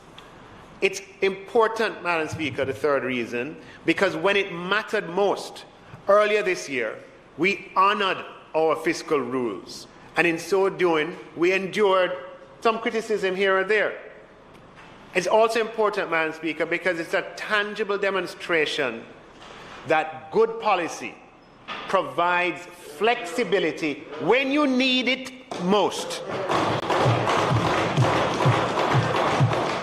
So I will draw your attention back, Madam Speaker, to my closing presentation on March 26, I believe it was, where I said, in quote, "We are in the midst of a dangerous crisis, and there's a lot of uncertainty. We may need to spend more as the crisis evolves, but we may need to be prepared for what may be around the corner. We have managed on our own in this crisis so far because of our predisposition to always be thinking ahead. You have my word," I said at the time, "that if the conditions improve, we will put more resources in people's hands in a targeted way to those who need it most." That was March 26, 2021. Fast forward to today, October the 12th, 2021. And that is exactly what we're here to do today, Madam Speaker. My March 26 presentation to this House continued. The crisis is far from over.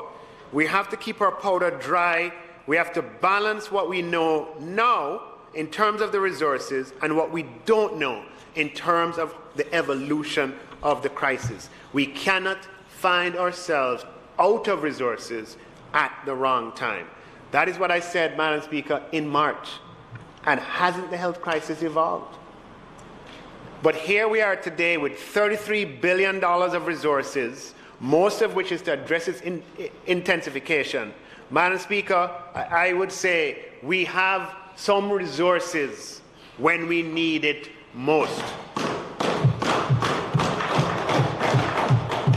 The good thing is, Madam Speaker, while adhering to Jamaica's fiscal laws and keeping Jamaica on a sustainable fiscal trajectory, we are now able to allocate considerable additional resources to respond to the intensification of the health crisis.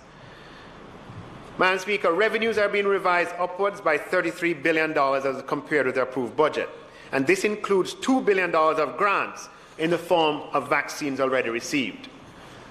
The first supplementary estimate incorporates increased above-the-line expenditure of $33 billion. Of this amount, $27.5 billion represents an increase in the recurrent non-debt expenditure, of which 56% or $15.6 billion is being allocated to the health sector and towards support of the most vulnerable through the Serve Jamaica program.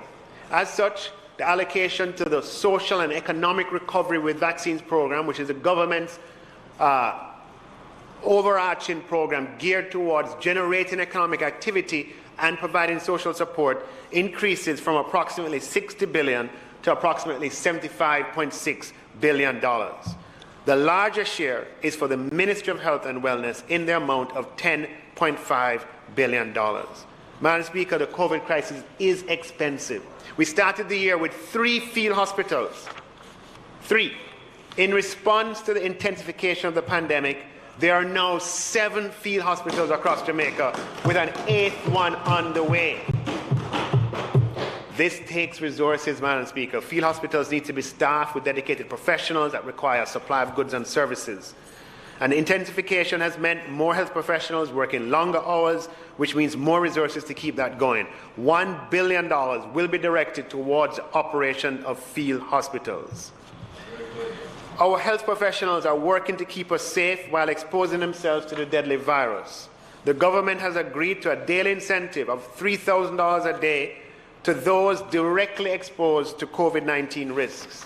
And I am pleased that this supplementary budget allows these professionals to receive that incentive for the remainder of the fiscal year.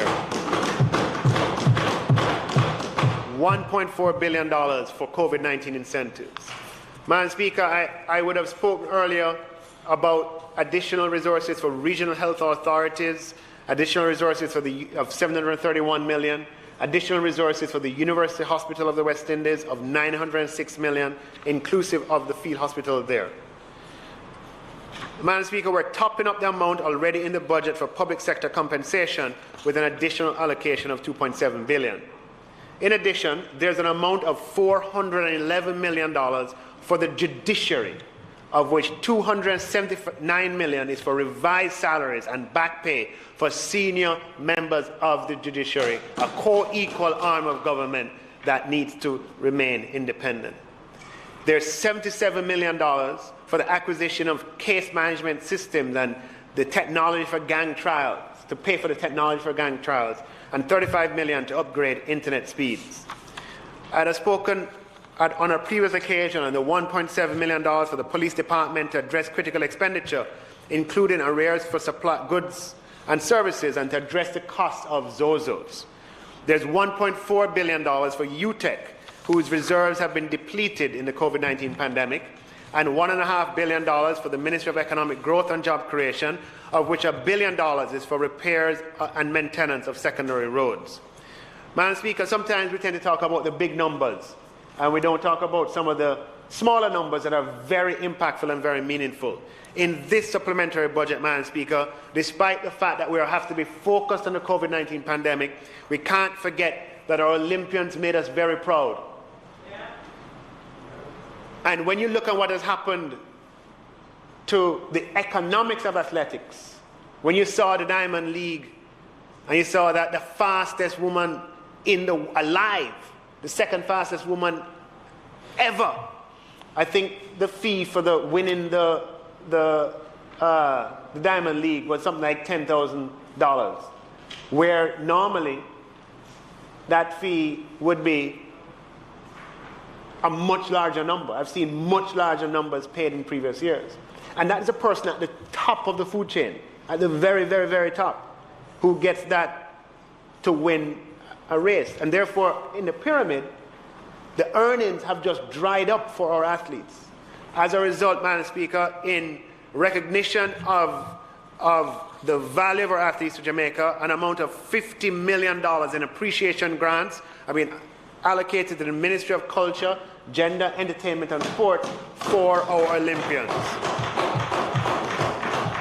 And significantly, Madam Speaker, there's $12 million to start the Coral Gardens Rasta Fund, something that's been long in coming but is well overdue.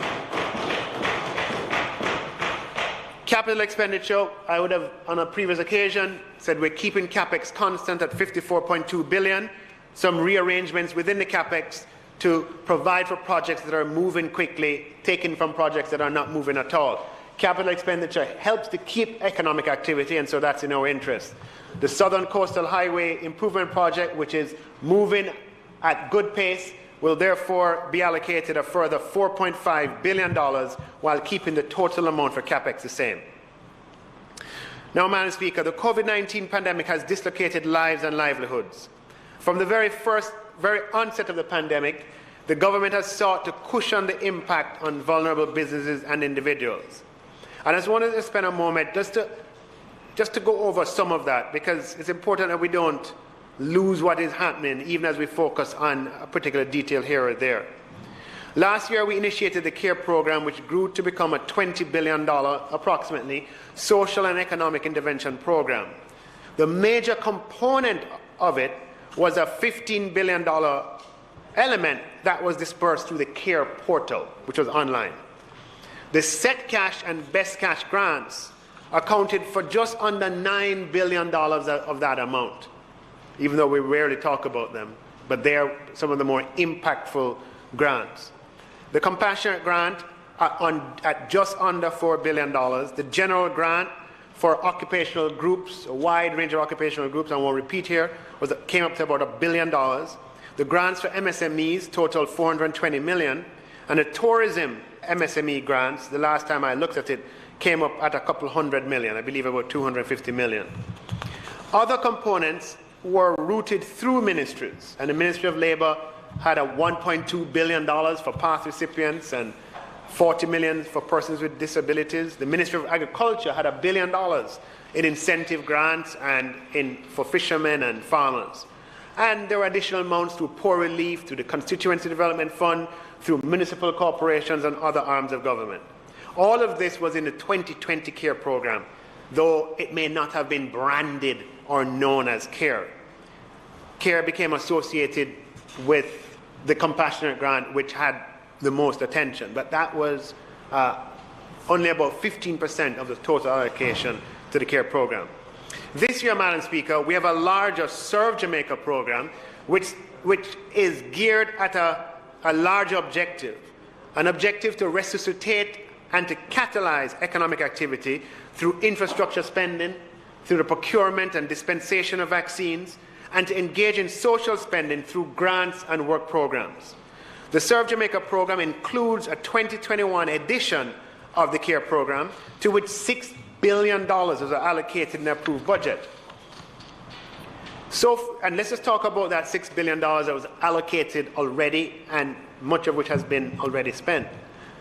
So far, we have supported 40,000 Jamaicans who lost their jobs on account of COVID-19, were employed before March 10th, and were still unemployed as at March of this year, with temporary unemployment support grants and employment support grants to the businesses in the tourism sector who took on such workers. And that came at a cost of $3 billion over the months of April, May, and June. We have paid out 21,000 Jamaicans their COVID-19 vaccine incentive at a cost of $210 million, with a further 15,000 confirmed eligible and to be paid during October, which would bring the total amount to $370 million. We expect more COVID-19 vaccine grants to be paid out prior to the end of the fiscal year as the vaccination numbers increase.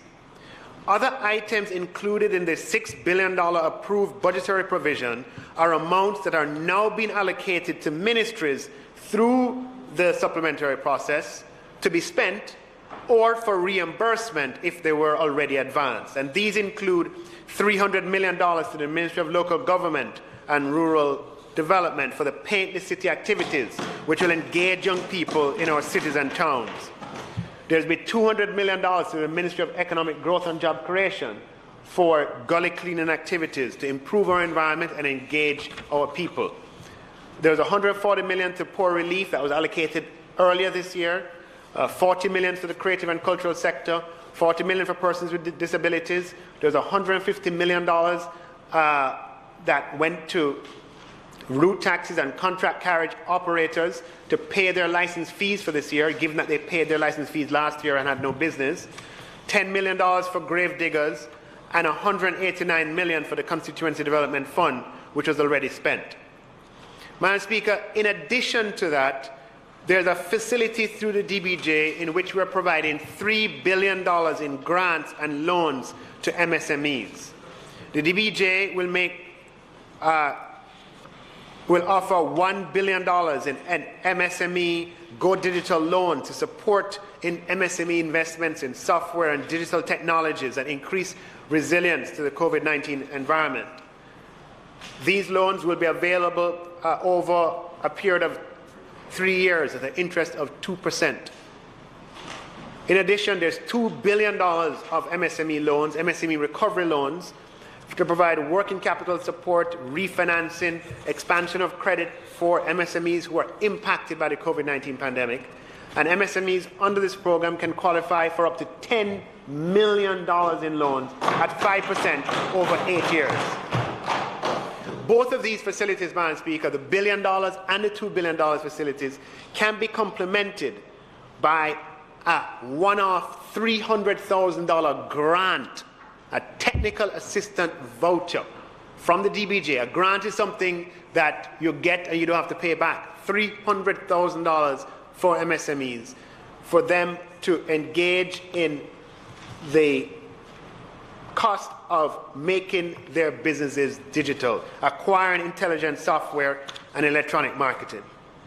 So, Madam Speaker, the CARE program in 2020 and the CARE element of the Serve Jamaica program in 2021 span a wide range of diverse activities that have provided and continue to provide social and economic support with a range of modalities for access. Even before we get to today's supplementary estimates, we added grants between the approved budget and today for independent schools, which have been badly affected. Unlike government schools, which continue to pay their teaching staff and ancillary staff, independent schools depend on students turning up to pay.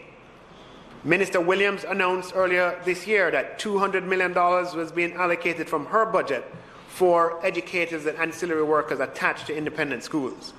In these supplementary estimates, Madam Speaker, we're adding a further $50 million in grants for the creative sector. That brings the total to $90 million for this year. And that is due to recognition that although we're having economic recovery and the economy is expanding once again, the creative sectors, the entertainment and related sectors, still have not been able to recover because we still have to rely on curfews, for example. And we have essentially doubled the allocation vis-a-vis the budget time. Budget time, we allocated $40 million. We're coming here in the supplementary and moving from $40 million to $90 million for the Ministry of Culture, Entertainment, Gender and Sport, for them to allocate to the to the creative and entertainment subsectors. Now, Madam Speaker, we haven't even spoke about what we've done with respect to digital devices. In 2021, the Ministry of Education spent $2.5 billion providing digital devices free of charge in various modalities. Some of it was through the grants for past students in grades 4 to 6 and 11 to 13. In this fiscal year, a further $1.5 billion is programmed to be spent. Madam Speaker, that's a total of $4 billion for digital devices. $4 billion for digital devices between last year and this year. Madam Speaker, we know there could always be more. We know that it has not yet saturated the market for the vulnerable. But the government, Madam Speaker, $4 billion, a significant amount of digital devices that have been provided, and more will come, Madam Speaker. In these supplementary estimates, Madam Speaker, we will expand the care program element of our social and economic recovery strategy with a further allocation of $5.3 billion. Madam Speaker, that is a near doubling of the care element of the Serve Jamaica program.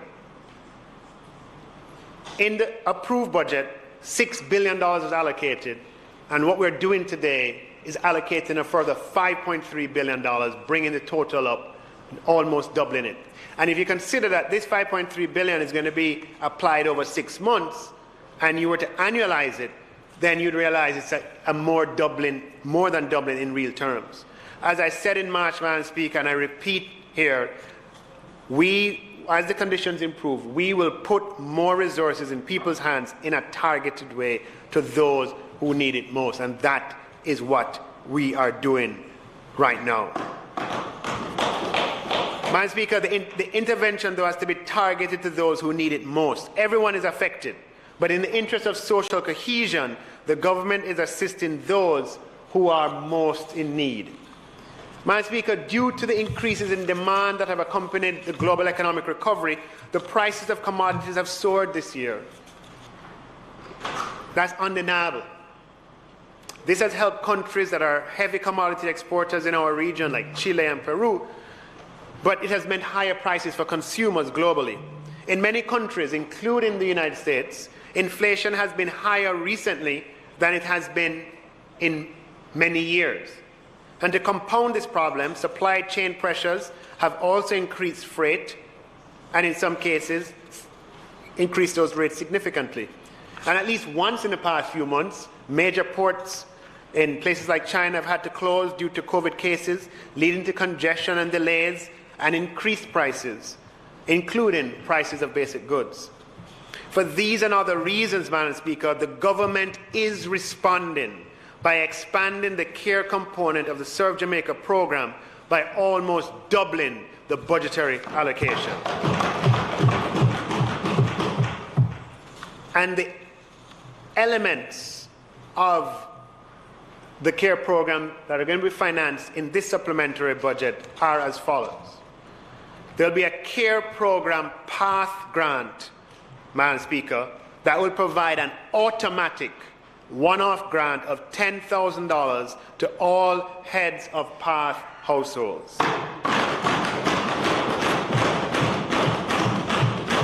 That is, Madam Speaker, the care program will provide approximately 130,000 such grants at a total cost of $1.3 billion. This expenditure is automatic. There's no need to apply. It will be implemented by the Ministry of Labour and Social Security, Minister Samuda, in coordination with the Ministry of Finance and the Public Service. Madam Speaker, there is a care program grant for NIS pensioners. Madam Speaker, the NIS scheme is the government's flagship social security scheme, which has been in existence for nearly 60 years. It pays pensions dependent on average contributions in terms of the numbers of weeks someone contributes over their working life. Those pensions are half-rate pensions, three-quarter-rate pensions, full-rate pensions. You also have disability pensions and widows and orphans pensions. Madam Speaker, for anyone in receipt of an NIS pension being paid at a rate of $10,000 a month or less, the care program will provide an automatic one-off $10,000 grant. There are about 57,000 pensioners in this category, Madam Speaker. The total cost of this grant is expected to be approximately $570 million, and it will be implemented by the Ministry of Labour and Social Security in coordination with the Ministry of Finance and the Public Service. Again, there's no need to apply. This is an automatic payment through the care program to this category of Jamaican citizens. Madam Speaker, there will be a care program grant, I'm describing it as, for working people. Madam Speaker, we are a developing country struggling against the odds but making progress. Our per capita GDP is about $5,500 US, and it's only through steady, consistent progress that we will gradually increase this over time. There's no magic bullet.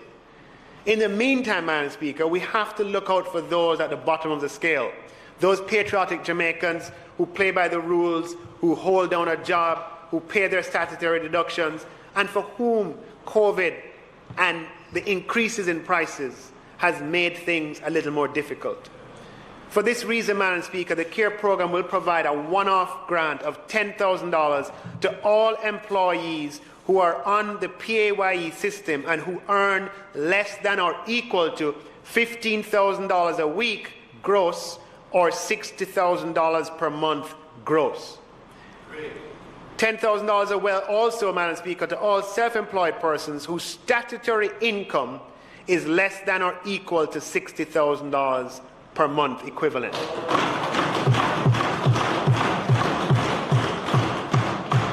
Madam Speaker, we expect to make payments to approximately 130,000 persons who meet these threshold requirements, and therefore we are allocating $1.3 billion for this CARE program initiative.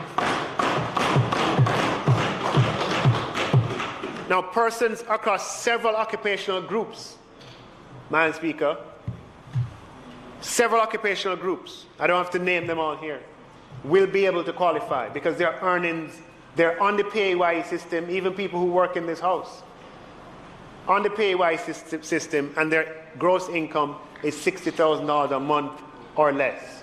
You know, janitors or other, I don't want to specify the occupational groups. We intend, Madam Speaker, the government is showing that it cares and showing an understanding of what the environment has done to their personal economies by making this targeted support available. Madam Speaker, we don't have a database of these persons' bank accounts in the way that we have for NIS payments, we know to reach them, and PATH payments, we know to reach them. So the only way to reach this category of 130,000 persons is for them to apply through the CARE portal, giving their information and providing a bank account or a remittance agency where they can be paid. Madam Speaker, the unemployment rate increased dramatically from 7.2% to 12.7% in 4 months last year when 150,000 jobs were lost. The unemployment rate has since improved to 9.1% as at January 21, as many jobs have been recovered.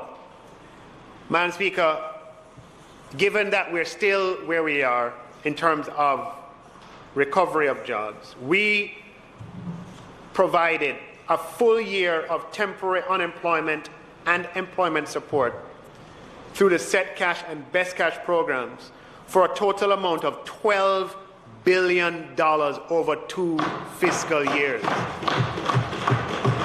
This is a government or a country that doesn't have any unemployment insurance scheme that's formalized. But we stepped up and in very quick time put together a temporary arrangement through which between 40,000 and 50,000 persons have benefited over a year at a total cost of $12 billion. However, Madam Speaker, some still remain unemployed. Imagine you're working up until March 10, COVID comes, and because of COVID you lose your job, and you still don't get it back 18 months later. Madam Speaker, the supplementary estimates, we're going to do something for some of those people. So the CARE program will provide an automatic one-off grant of $18,000, which is the Set Cash amount, to all persons who receive the last Set Cash grant and who remain out of work as at September 30th, 2021. So they're already on the Set Cash program. It means that they lost their job. They lost their job in March. They were employed before March 2020. They lost their job due to COVID. They were on the Set Cash program. They got the payment in June because they were still unemployed. And as at September 30th, they still remain unemployed, Madam Speaker. We are making provisions to be in a position to provide grants to 35,000 such persons. And therefore, we are allocating $670 million for this. Madam Speaker, When you look at these categories, persons on path, head of households, NIS pensioners who are at the minimum level of pension, working people who are they're on the PAY system, earning less than $60,000 a month, people who lost their jobs and are unemployed as a result of COVID-19 are on the Set Cash program, there's very little overlap among these groups. And this is what we call, Madam Speaker, a targeted intervention. Everyone can agree that all of these are categories of vulnerable persons. Now, Madam Speaker, when you add up the reach, we are talking here about reaching approximately 350,000 vulnerable persons. 350,000, 130,000 on path, approximately 50,000 NIS pensioners, approximately 130,000 working people who are on PAYE and earn less than $60,000 a month, and approximately 35,000 persons who are on Set Cash. You put them together, it's approximately 350,000 persons at a total cost of $3.75 billion. Madam Speaker, this is targeted social assistance. Now, you will say to me very quickly that there are vulnerable persons who are outside of the formal system who are not included in these numbers. They're not on PAR, they're not on NIS, they're not on Set Cash, and they're not working people. We have to make provisions that can reach them too. I should have mentioned, Madam Speaker, I was going too fast. There's one other category. Sorry, that's how we get to 350,000. The social. Fast or slow, Minister, because your time has expired.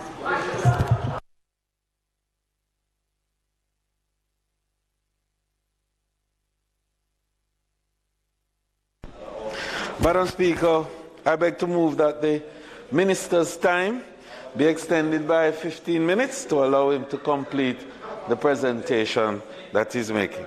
May it please you, Madam Speaker. What for? Madam Speaker, I was going so fast. A very important category I left out. Oh, sure, put it yet.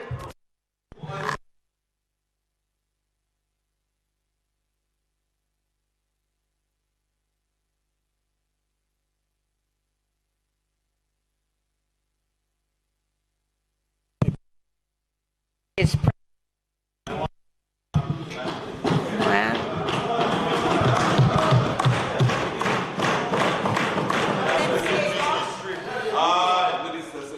So, Madam Speaker, I was going so quickly that I left out the fifth category, which is the government introduced a social pension this year, being implemented by the Ministry of Labour and Social Security, where persons who are at the age of 75 or older, who are not on NIS, who don't have any identifiable source of income, for them to receive a social pension from the government. There are approximately 5,000 persons enrolled so far, I believe, according to the latest figures. And everybody who qualifies for a social pension will automatically receive a one-off grant of $10,000. And that is at a cost of $50 million. So when you add all of those up, you get to the approximately 350,000 persons at a total cost of approximately $3.75 billion. So coming back, Madam Speaker, we know the immediate thing is that there are many persons who are vulnerable, who are outside of any formal system, not on NIS, not on social pension, not on any, they're not working, they're not on Set Cash. So we are doing the following, Madam Speaker, the challenge to reach those persons with some kind of intervention. Under the supplementary estimates with the social provision, under that $5.3 billion amount, $100 million will be allocated to the Poor Relief Department in the Ministry of Local Government and Rural Development so that they can step up their activities and meet the needs of that element of society. And not to be left out, Madam Speaker, $100 million for the Public Assistance Department of the Ministry of Labour and Social Security.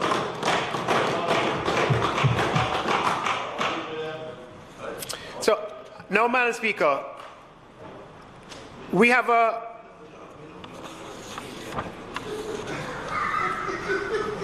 let's be clear on something, Madam Speaker, that it's not all persons who are informal who are vulnerable. Okay? So we still have to be targeted even when we seek to intervene in the informal areas of the economy. We're targeting 350,000 persons, and by the descriptions I've given you, those are all persons who are in vulnerable categories. Going after the informal, we still have to be targeted. And we still have to have an approach with the required levels of governance and transparency and accountability. We can't get away from that. So how do we achieve this, Madam Speaker? We achieve this through partnerships with non-state institutions, some of which might be closer to citizens who are outside of the formal processes that government has access to. Madam Speaker, through the CARE program, the government of Jamaica will embark on a $1 billion care package food drive where care food baskets will be distributed by the government of Jamaica, the Ministry of Finance and Public Service working with the Ministry of Labour and Social Security, the Ministry of Local Government and Rural Development, in partnership with parliamentarians and councillors, but bringing into the fold as well churches and NGOs, the private sector.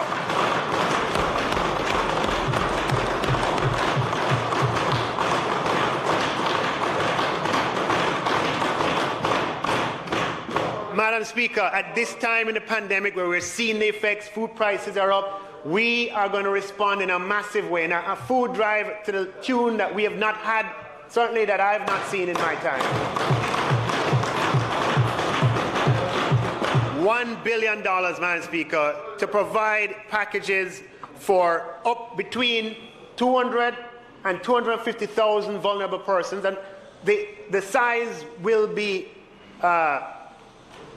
finalized at a later time, so I'm not being wedded to whether the size of the package is 5,000 or 4,000 or whatever, but let's using those numbers, between 200,000 and 250,000 care packages to vulnerable persons and persons adversely affected by COVID-19. And vulnerable here, Madam Speaker, does not only mean persons in identifiable vulnerable communities. They're vulnerable persons who sit down in the aisle at church, who are not from vulnerable communities. We want to reach them too.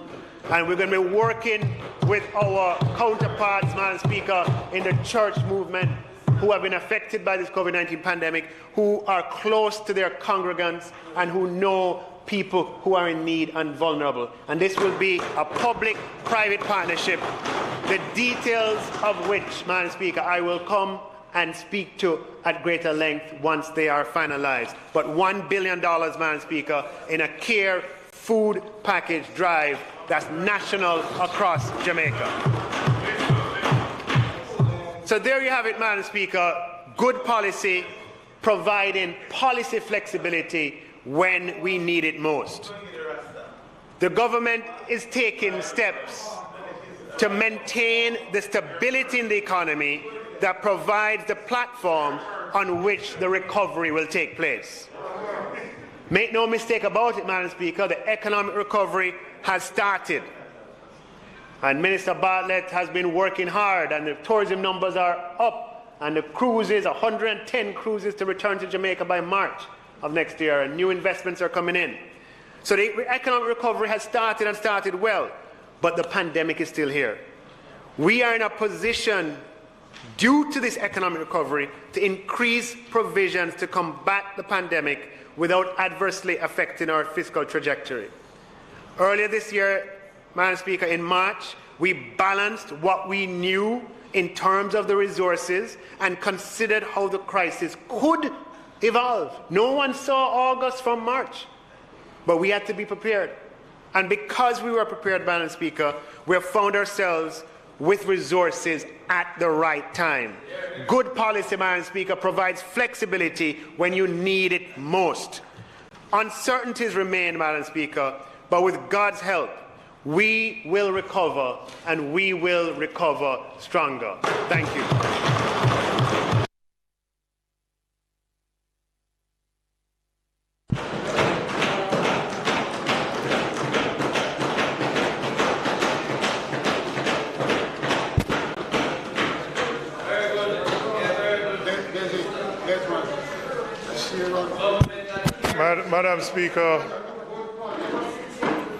Madam Speaker, the opposition, having heard the presentation, the primary area that we had concern about relates to those who exist in the informal sector. And I want to go a little further. And I support what the minister is proposing, particularly for the informal sector. I've been on record in this House about talking about the impact that food prices have had and will continue to have. We're not at the end of the road now. We are going to be in a window certainly for another 6 to 9 months in terms of the increases. So I've been on record about the impact of food prices and the government doing more. But there's an area that I want to recommend to the government. In the informal sector, there are what I would call not just vulnerable individuals, but vulnerable small businesses who don't fit in any of the categories that you have announced. I believe there is a way to incentivize people to come into the formal system, right? Most of them are not. And who am I talking about? I'm talking about a pan-checking man. I'm talking about the hairdresser. I'm talking about the people who do the nails at home. They don't necessarily pay taxes, but they contribute to economic development, and they are a critical source. There's, I believe, a way to bring them into the formal net, right? Providing some support, but let's say you're going to do some payments. You say in the initial instance, I would provide the support, but if you want the second or the third, then you have to register so that you can come into the formal system, so that they become, in a sense, taxpayers and they can contribute. I understand the issue of the informality, right? Or it could be so. But I say this because 40% of our economy, unlike many other economies, is informal. We are unique. And while I won't dispute the numbers that the minister said, all of us know that there are significant numbers of persons who did not benefit from the original care program and who don't fall into this category. So yes, there is an attempt to deal with them, and I applaud that. But I believe we can go a little further by incentivizing, whether it is using the vaccine as a carrot to pull persons in or otherwise, so that you can make them formal. I would also say, Madam Speaker, there are challenges that the economy will face.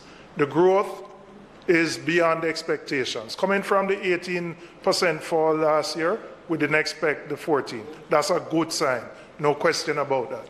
But we have some headwinds that we have to be aware of, in addition to the price increases. Certainly in the short term, the interest rate increase from the Bank of Jamaica is going to have a negative impact on businesses, particularly those who are involved in manufacturing, those who are involved in imports. Those costs are going to be passed on to consumers. It will have a negative impact on individuals who have loan commitments, whether they be mortgages or others. So there are going to be significant headwinds in the short term in terms of the increased pressures that are being faced primarily by the Jamaican consumer. So the efforts here are commendable, but there are some other things that I believe can be tweaked to bring some other people into the net so that we can assist as broad a cross-section as possible. And even though you said you provide the details, we sitting in this House probably represent the logistics, certainly represent one of the groupings that is probably the closest to the most vulnerable, simply because we are the first port of call whenever there is an issue. So while we work with the NGOs, the churches, and other institutions, it's important that the input of the political representatives, without it being partisanly political, that input is sought as we provide the support for these areas. Madam Speaker, I would finally close by just saying we have to ensure that while we are dealing with, obviously, the positives of the economic growth, that we get some of the things right. I heard the Minister of Local Government on the issue of the garbage collection. It has to be resolved urgently because it will create a health risk. The issue of procurement for tablets for students who, from May, we got requests, we provided them. We are now in October, those students haven't got the tablets. We have a significant learning loss issue, right? This is not just resources, there are processes that have to be speeded up, but we have to get that right. So while I raise no objection to what has been announced, one, I just want to caution some of the challenges that still exist out there, and secondly, the need to do some of the things that we have started better and quicker. So, Minister, it's a good start. We are in a position where we can spend some more money, and that's a good thing. And the opposition don't raise any issue with that. We've been on record as saying the impact of food prices have been significant on the most vulnerable, and we felt that more needed to be done. More is being done now. I know you are somebody who always says you focus on policy and not the implementation, but we have to ensure that the implementation, we focus on the implementation so that we can get the benefit of the policy. Thank you, Madam Speaker.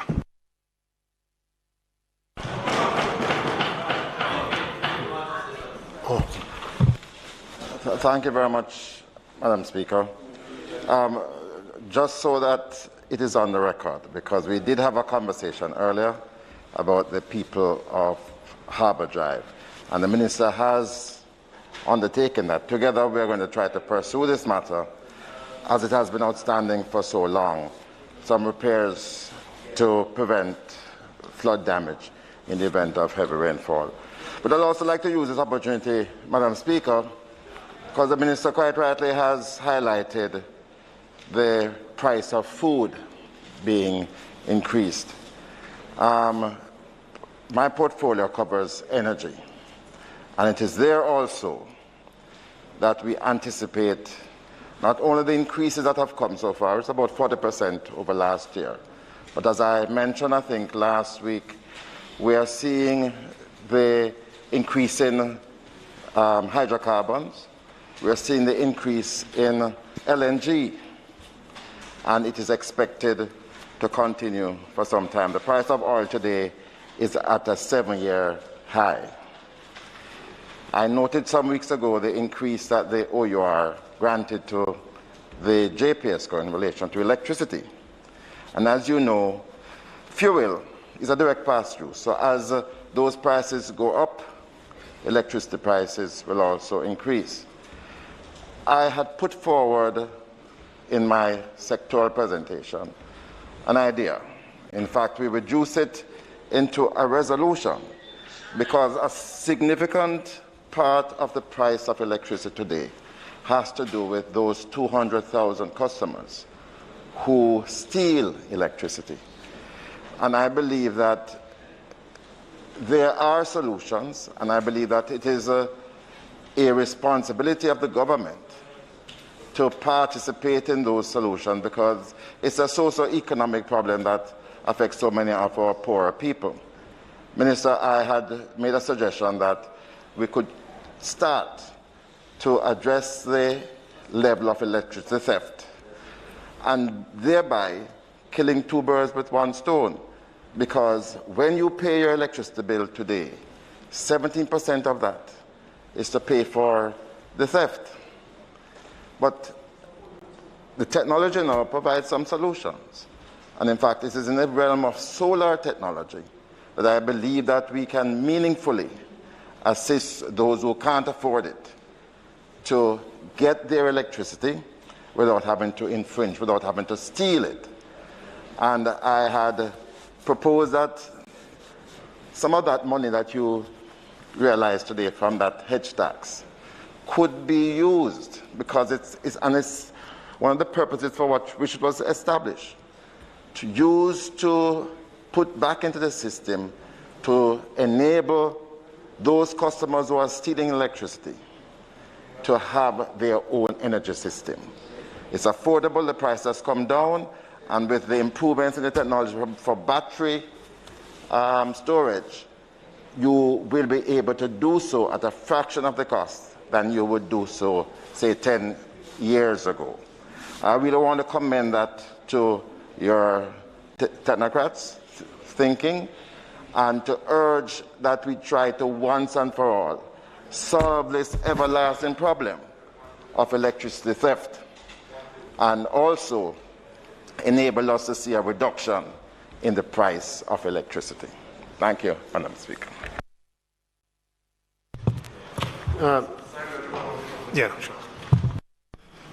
Madam Speaker, Minister, just a few questions. Firstly, on the proposed $1 billion spend for NGOs.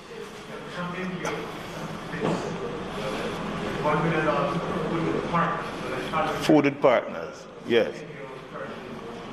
Okay. In terms of the purchasing of the food items, are you factoring incorporating small wholesales in various parishes? What we don't want is a case where the bulk of the food that is purchased is from these big suppliers in Kingston. We have local wholesales across the parishes that could also be incorporated in the process. Also, in terms of farm produce, ordinarily we don't usually put farm produce in care packages, but you could think about incorporating farm produce like bananas, etc., in the packages now, and that will also benefit the farming community. So that's another avenue that we can take, right? I heard mention earlier of the church, but I don't hear any reference to other organizations like the Muslims, the Jews, the Rastafarians. I mean, we have to think about this from all different angles, right? With all due respect, we know that Jamaica is a Christian nation, but we have other religious groups in the country. So I would urge you to also consider incorporating them in the process as well. But certainly,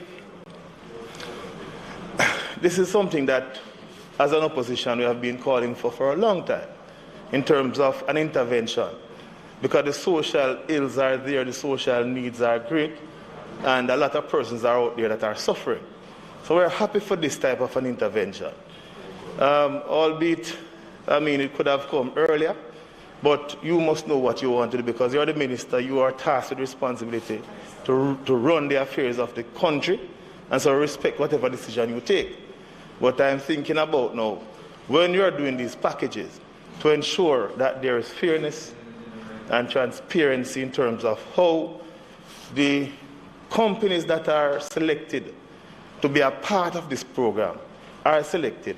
And also I'm urging that we take a look at incorporating some agricultural produce in these baskets. Thank you. All right, thank you, members, for the contributions. Just starting with the member from St. Andrew, Southeast. The point on micro sort of enterprises that are probably, don't have formal structures yet and so on, and I think is a good point. We used to have the Jamaica Business Development Corporation, we still do, and that's something I can kind of think about for the future. Yeah, that's a good point. In terms of headwinds, the thing about life and about economies is that things go up and down. You can't predict what next year is going to be like. What you want to do is to keep your economy stable so that you can respond to what comes. And there's no doubt the world is going through a crisis we've never seen before. And this surge in demand is going to lead to problems. We've seen the inflation problems. There are things that are going to arise that we can't even, predict right now. That is definitely the case. And that is all the more reason why we have to remain agile and stable because of our natural vulnerabilities and the period of history that we're going through. We'll have an opportunity to dialogue and speak with and ask questions of the governor when he comes to present in a matter of weeks. With respect to the points about involving parliamentarians, the idea is to, on the food drive, to partner with, as the central government, to partner with whomever. Right? Central government can't do it. Central government is NIS and PATH and TAJ and so on, and none of those entities can reach where we need to reach. So to the extent parliamentarians can, partner with them. To the extent councillors can, partner with them. To the extent that the churches can, partner with them. Addressing your points at the same time. To the extent other groups can, have no problem in partnering with them. At the end of the day, though, we can't make perfection the enemy of the good. We're going to have to design something in a very short period of time and then implement it. We have to have a premium on things that can be transparent and accountable. There are organizations that the systems are there to provide accounts, and by accounts I mean an accounting of expenditure, and we have to make sure all of those things are in place and be practical about it. But in principle, we'll operate from an open point of view. I'll get to the rest of your comments later.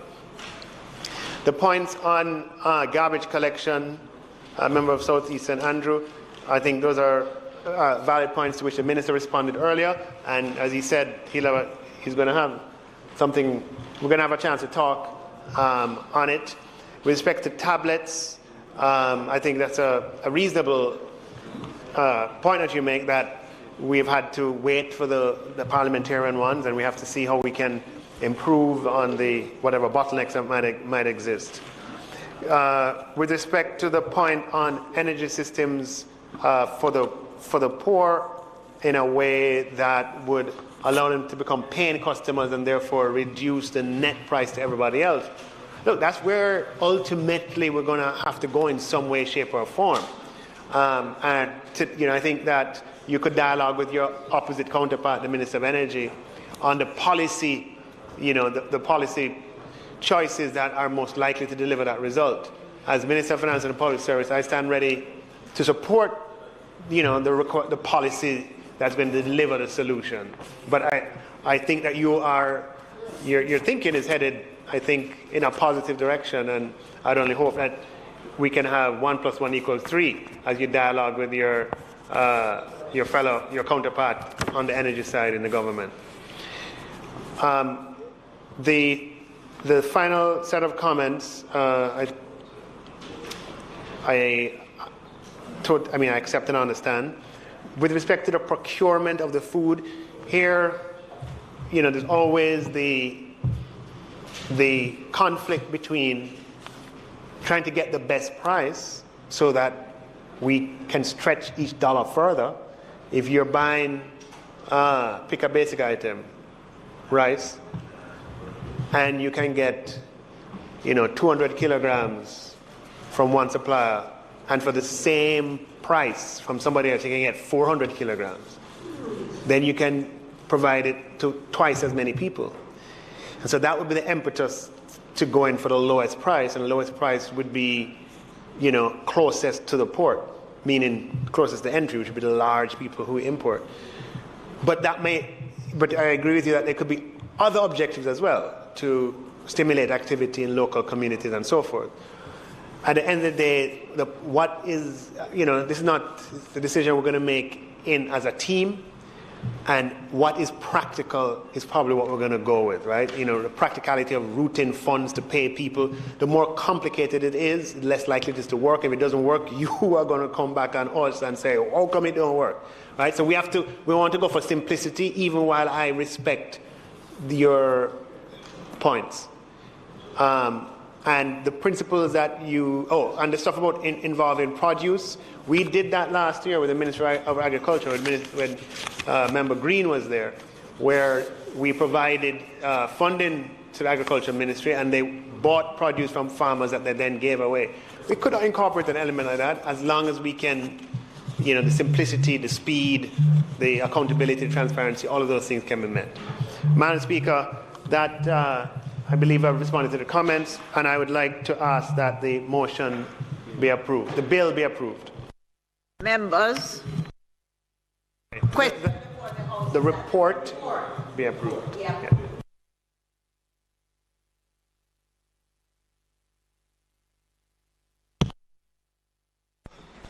Madam Speaker, it is not intended to do any further business for the day, so I invite you to adjourn this Honourable House until tomorrow,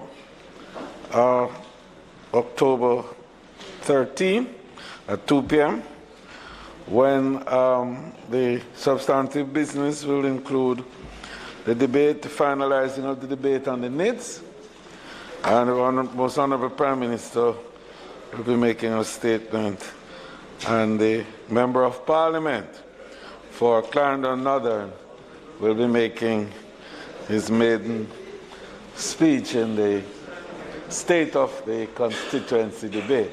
Will you be? And the Minister of National Security will also be doing the SOE. Zozo. So may it please you, Madam Speaker, to adjourn the House in accordance with the motion.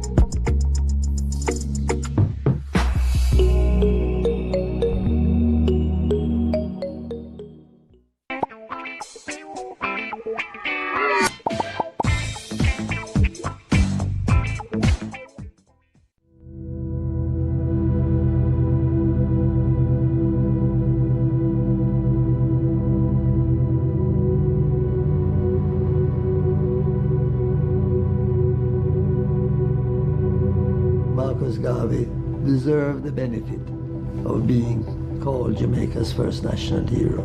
He was the greatest Jamaican that ever lived.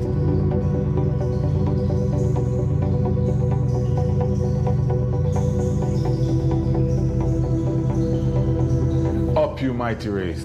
You can accomplish what you will. Up, you mighty race. You can accomplish what you will.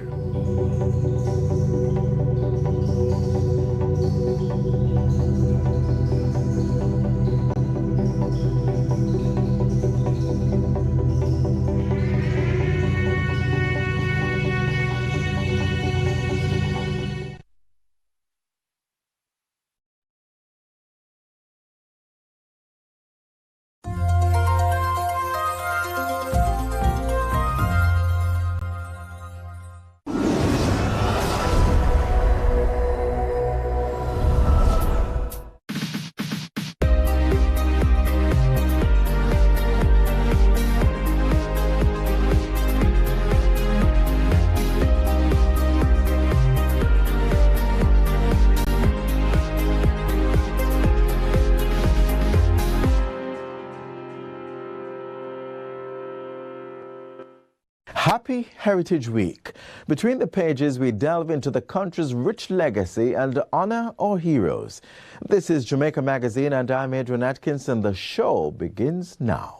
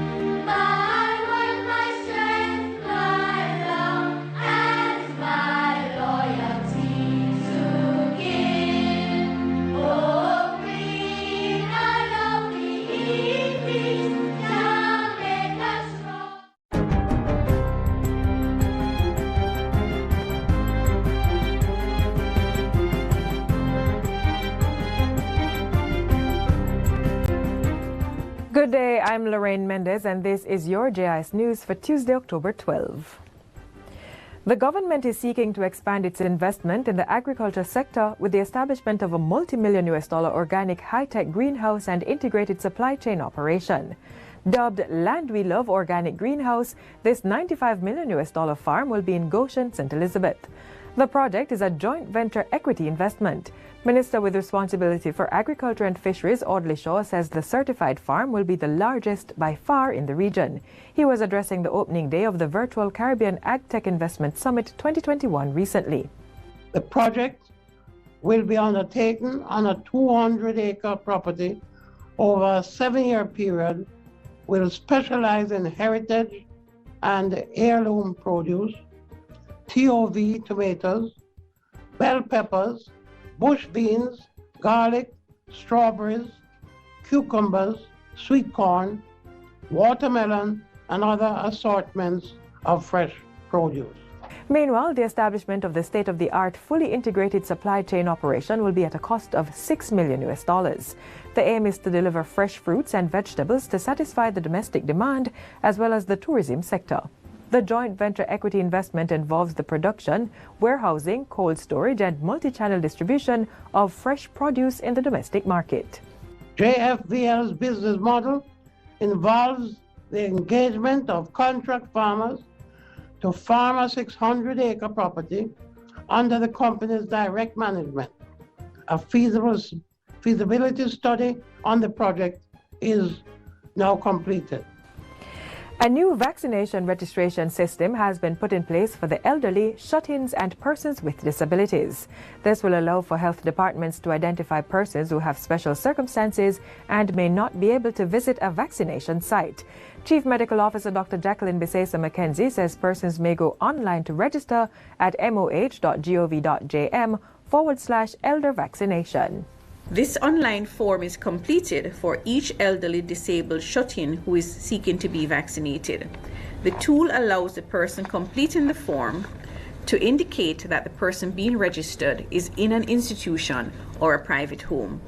The parish health department will review the geographic distribution of the registrants and make contact by telephone in order to confirm an authentic request and to schedule and undertake the visit to the home or institution for the vaccine intervention. Meanwhile, the Chief Medical Officer says although the numbers are trending downward, the country's COVID-related hospitalization is still too high. As of October 10, the number stood at 419, of which 90 are moderately ill, 53 severely ill, and 30 in critical condition. There were 258 new cases over the 24-hour period and 25 deaths. Dr. Bisesa McKenzie says there is currently an increase in daily admission, with 8 hospitals now in the red alert zone for COVID isolation capacity. This means that despite the trending down of hospitalizations, if the trend for admissions going up continues, then our bed occupancy will increase. Dr. Bisesa McKenzie is encouraging persons to follow the safety protocols of sanitizing, wearing a mask, and physical distancing. She is also urging persons to protect themselves against the effects of COVID-19 by taking the vaccine. As the Christmas season approaches, we want to ensure that there's a decrease in the need for hospitalizations for COVID-19. The vaccine will protect you against serious illness, hospitalizations, and deaths. Government is aiming to have 1 million Jamaicans vaccinated by November 30. Prime Minister Andrew Holness made the disclosure during a recent tour of vaccination blitz sites in north central Clarendon. To meet the target, Mr. Holness says the state will be partnering with private sector, churches, trade unions, and other stakeholders. The redoubling of efforts will also ensure that all vaccines are used before they expire. I was not satisfied that we had to destroy 60,000 vaccines. I'm not here casting blame, but I'm saying that all persons should look into themselves, including those who didn't take the vaccines, and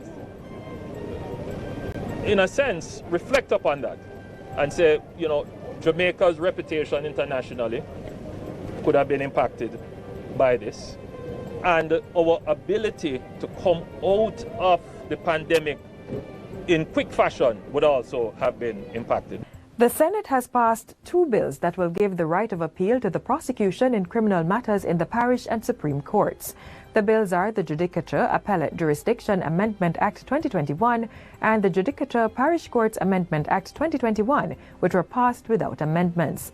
Leader of Government Business in the Senate, Kamina Johnson-Smith, who piloted the bill last Friday, says under the present law, the prosecution has no right of appeal against a verdict in criminal proceedings. They will allow the prosecutor to refer an acquittal to the Court of Appeal for their opinion on any point of law or any point of mixed law and fact under the Judicature Appellate Jurisdiction Act. And they will amend the Criminal Administration Act to provide an exception to the rule against autrefois or the rule against double jeopardy, which would allow the prosecution, again with the consent of the DPP, to apply to the Court of Appeal to quash an acquittal and direct a retrial in limited circumstances. Minister Johnson-Smith says the bill will also apply where a verdict of acquittal was incorrectly upheld by the trial judge. In addition, it will apply where the sentence was too lenient for the offense or where the court did not have the power to pass the sentence.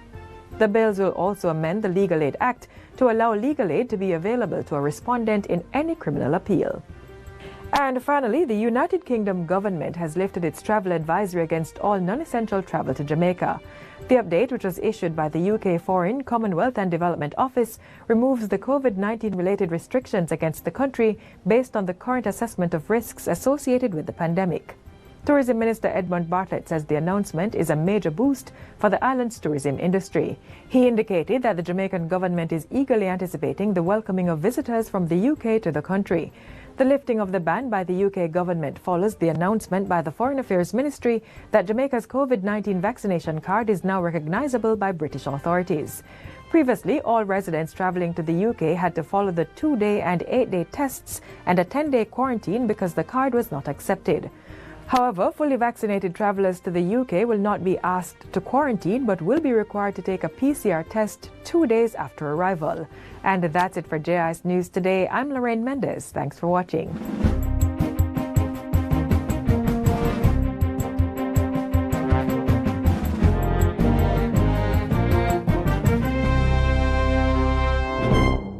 Without a doubt, tourism is Jamaica's #1 industry, and our dedicated workers are its greatest asset. Jamaica would not be the heartbeat of the world without you. As the industry rebounds from the impact of COVID-19 pandemic, we truly need all hands on deck, yours included. Vaccination holds the hope for tourism's full recovery. In addition to COVID-19 protocols, it is the only comprehensive way to fight the pandemic and save lives. I am therefore urging every worker in the tourism and hospitality industry, in all the subsectors, including accommodation, attractions, entertainment, transportation and craft, to do your part and get vaccinated. Do it for yourself, your family, your workplace, and your community. Do it for Jamaica, land we love. Stay safe. Get vaccinated. It's the 11th staging of the JIS Heritage Competition. Students, show your national pride by entering the essay, poster and photo competition. Primary school students, enter the essay competition. Triumphant, proud and free. Use this phrase from the song Jamaica Land of Beauty to explain our nation's heritage and achievements. High school students, design a poster that best portrays the phrase triumphant, proud and free. And university students, capture a photo that depicts the phrase triumphant, proud and free. Submit your entries by October 31. Visit jis.gov.jm for competition guidelines. Triumphant, proud and free. The JIS Heritage Competition 2021. The Dr. Bird or swallowtail hummingbird is one of the most outstanding of the 320 species of hummingbirds. It lives only in Jamaica. Next, be captivated by the beauty of Jamaica's national bird. Look, do you see it? Can you tell which bird this is? There are over 300 species of hummingbirds in the world, and Jamaica has 4 types. Our national bird, the Dr. Bird, is one of those 4, and it's endemic to the island. That means it's only found right here in Jamaica.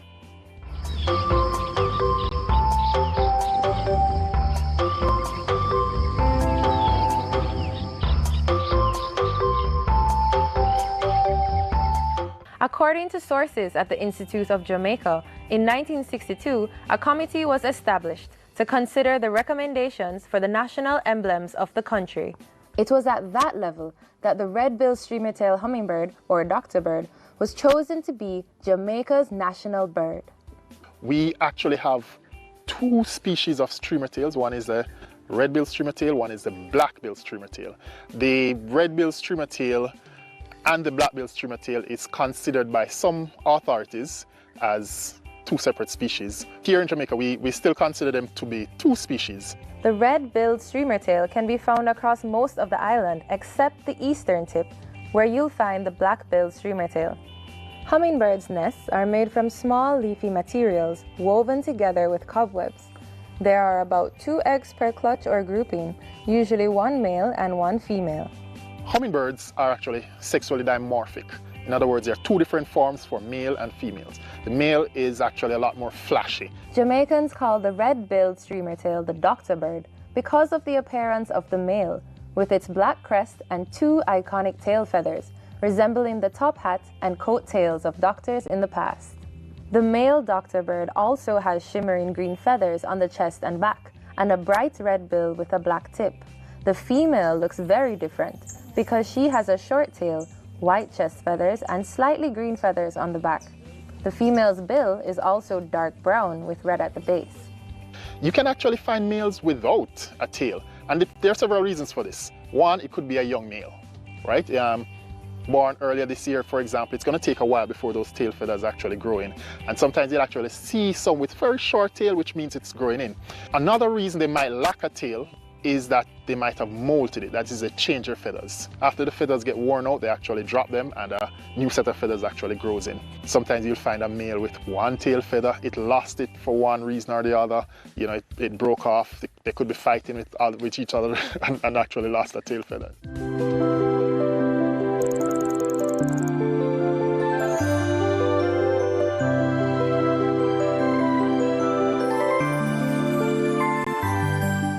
Hummingbirds, for their size, I mean, they're very tiny birds, but they're probably one of the most aggressive groups of birds in the entire world. The reason for this aggressive behavior is because of food scarcity. They have a group of flowers which they'll visit throughout the day because it takes some time for the nectar to replenish. Sometimes about half an hour, sometimes about an hour or longer. So what they do, they'll feed along a particular route, taking different flowers as they go along. And so once they finish feeding, they'll defend that area until it replenishes. Hummingbirds flap their wings in a figure-8 motion, allowing them to change direction quickly as well as hover. But they are constantly burning so much energy that they must spend all day looking for food, only taking short rests in the shade. Hummingbirds are considered nectar feeders, and there was a time when we believed these birds fed only on nectar from flowers. But in more recent times, we realize that they do actually take insects very occasionally, and we suspect it's really just to get some supplemental protein. In terms of the trees and the flowers that the hummingbirds feed on, I would like to highlight that the national tree, the blue maho, is actually one of the favorite flowers of the doctor bird. You can spot the doctor bird at many of our public gardens across the island. For example, right here at the Blue and John Crow Mountains National Park, a United Nations educational, scientific, and cultural organization, UNESCO World Heritage Site.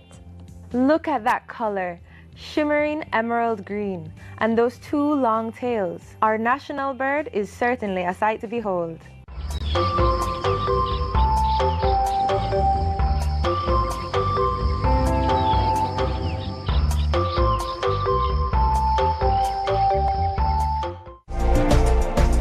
Cancer, stress, high blood pressure. Guard yourself against these potentially deadly conditions by eating healthy. Give your body long life with foods such as low-fat milk, dried and fresh peas and beans, unsalted nuts and seeds, fresh vegetables, fruits and coconut water, and eliminate processed seasonings such as seasoning salt, soy sauces and ketchup. When it comes to meats, remember to remove the skin to reduce the intake of fats and oils. Meats should also be baked, steamed, grilled, or roasted. Fish is also a preferred protein option. To eat healthy, fill your body with a variety of foods from all the food groups. And remember, eat at a slow pace and in small bites to help aid digestion. This helps to maintain a healthy, balanced, and nutritious diet, strengthening your body to ward off illness and prolong life.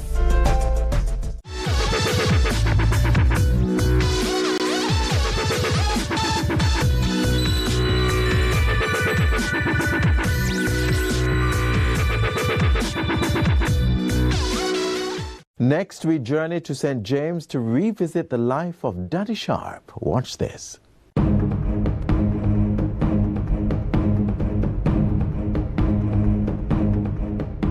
Think on this. How would you feel if Sunday is your regular rest day off from work, but just because Christmas Day falls on that day, your boss unilaterally decides you do not deserve an extra day of rest? Added to that, the previous Christmas you were entitled to 3 days off during the season, but months before this particular holiday, a law was passed giving only 2 days. This is the kind of injustice and ill treatment that was meted out to Samuel Sharp. Up to 1830, the enslaved were allowed a 3 days holiday at Christmas. In February 1831, the House of Assembly passed a law reducing Christmas holidays from 3 to 2, Christmas and Boxing Day only. Since Christmas Day 1831 fell on Sunday, a rest day, Sharp believed that they were entitled to the following Tuesday. A strike ensued. The resistance to work ballooned into what history records as the Christmas Rebellion, the ill-fated event that helped pave the way to freedom. Born about 1780, Sam Sharp was the slave of an English lawyer in Montego Bay, St. James. Sharp was the lay deacon of the Birchell Baptist Church and became a leader in the congregation. Sam, Daddy Sharp, saw the injustices of slavery and inspired his fellow brothers and sisters to participate in Jamaica's first strike action. There were no labor laws at that time that spoke to the rights or privileges of slaves. Sharp may be considered a forerunner to the labor movement as he fought for the rights of his fellow workers. For this, Samuel Sharp was hanged on May 23, 1832. But as he said, "I would rather die upon yonder gallows than live in slavery."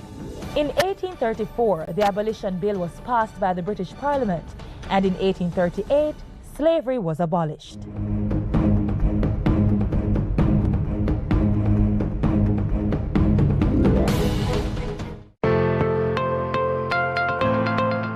We are in a race against time, to reverse the effects of climate change by one simple action which has positive and enduring effects. That's right, plant a tree, leave a lasting legacy. Join the My Tree Legacy promotion by planting a tree at your alma mater and share your work with us. Submit videos and pictures of you, your family, your friends, and colleagues planting trees. Every tree counts. Plant a tree today and keep climate change away. As a Jamaican, whether here at home or in the diaspora, one staple event positioned as a linchpin of our nation's heritage that most never miss is our annual ceremony of investiture and the presentation of national honors and awards. And rightly so, as many Jamaicans who have made significant contributions to the nation's development are publicly recognized through this event. I made a promise to stand up for justice, brotherhood, and peace, so that Jamaica may, under God, increase in beauty, fellowship, and prosperity. And in standing up for justice, his recompense before all the nation is sure, as through this year's ceremony, Deputy Commissioner of Police DCP Fitz Bailey will be decorated with the Order of Distinction in the rank of officer class.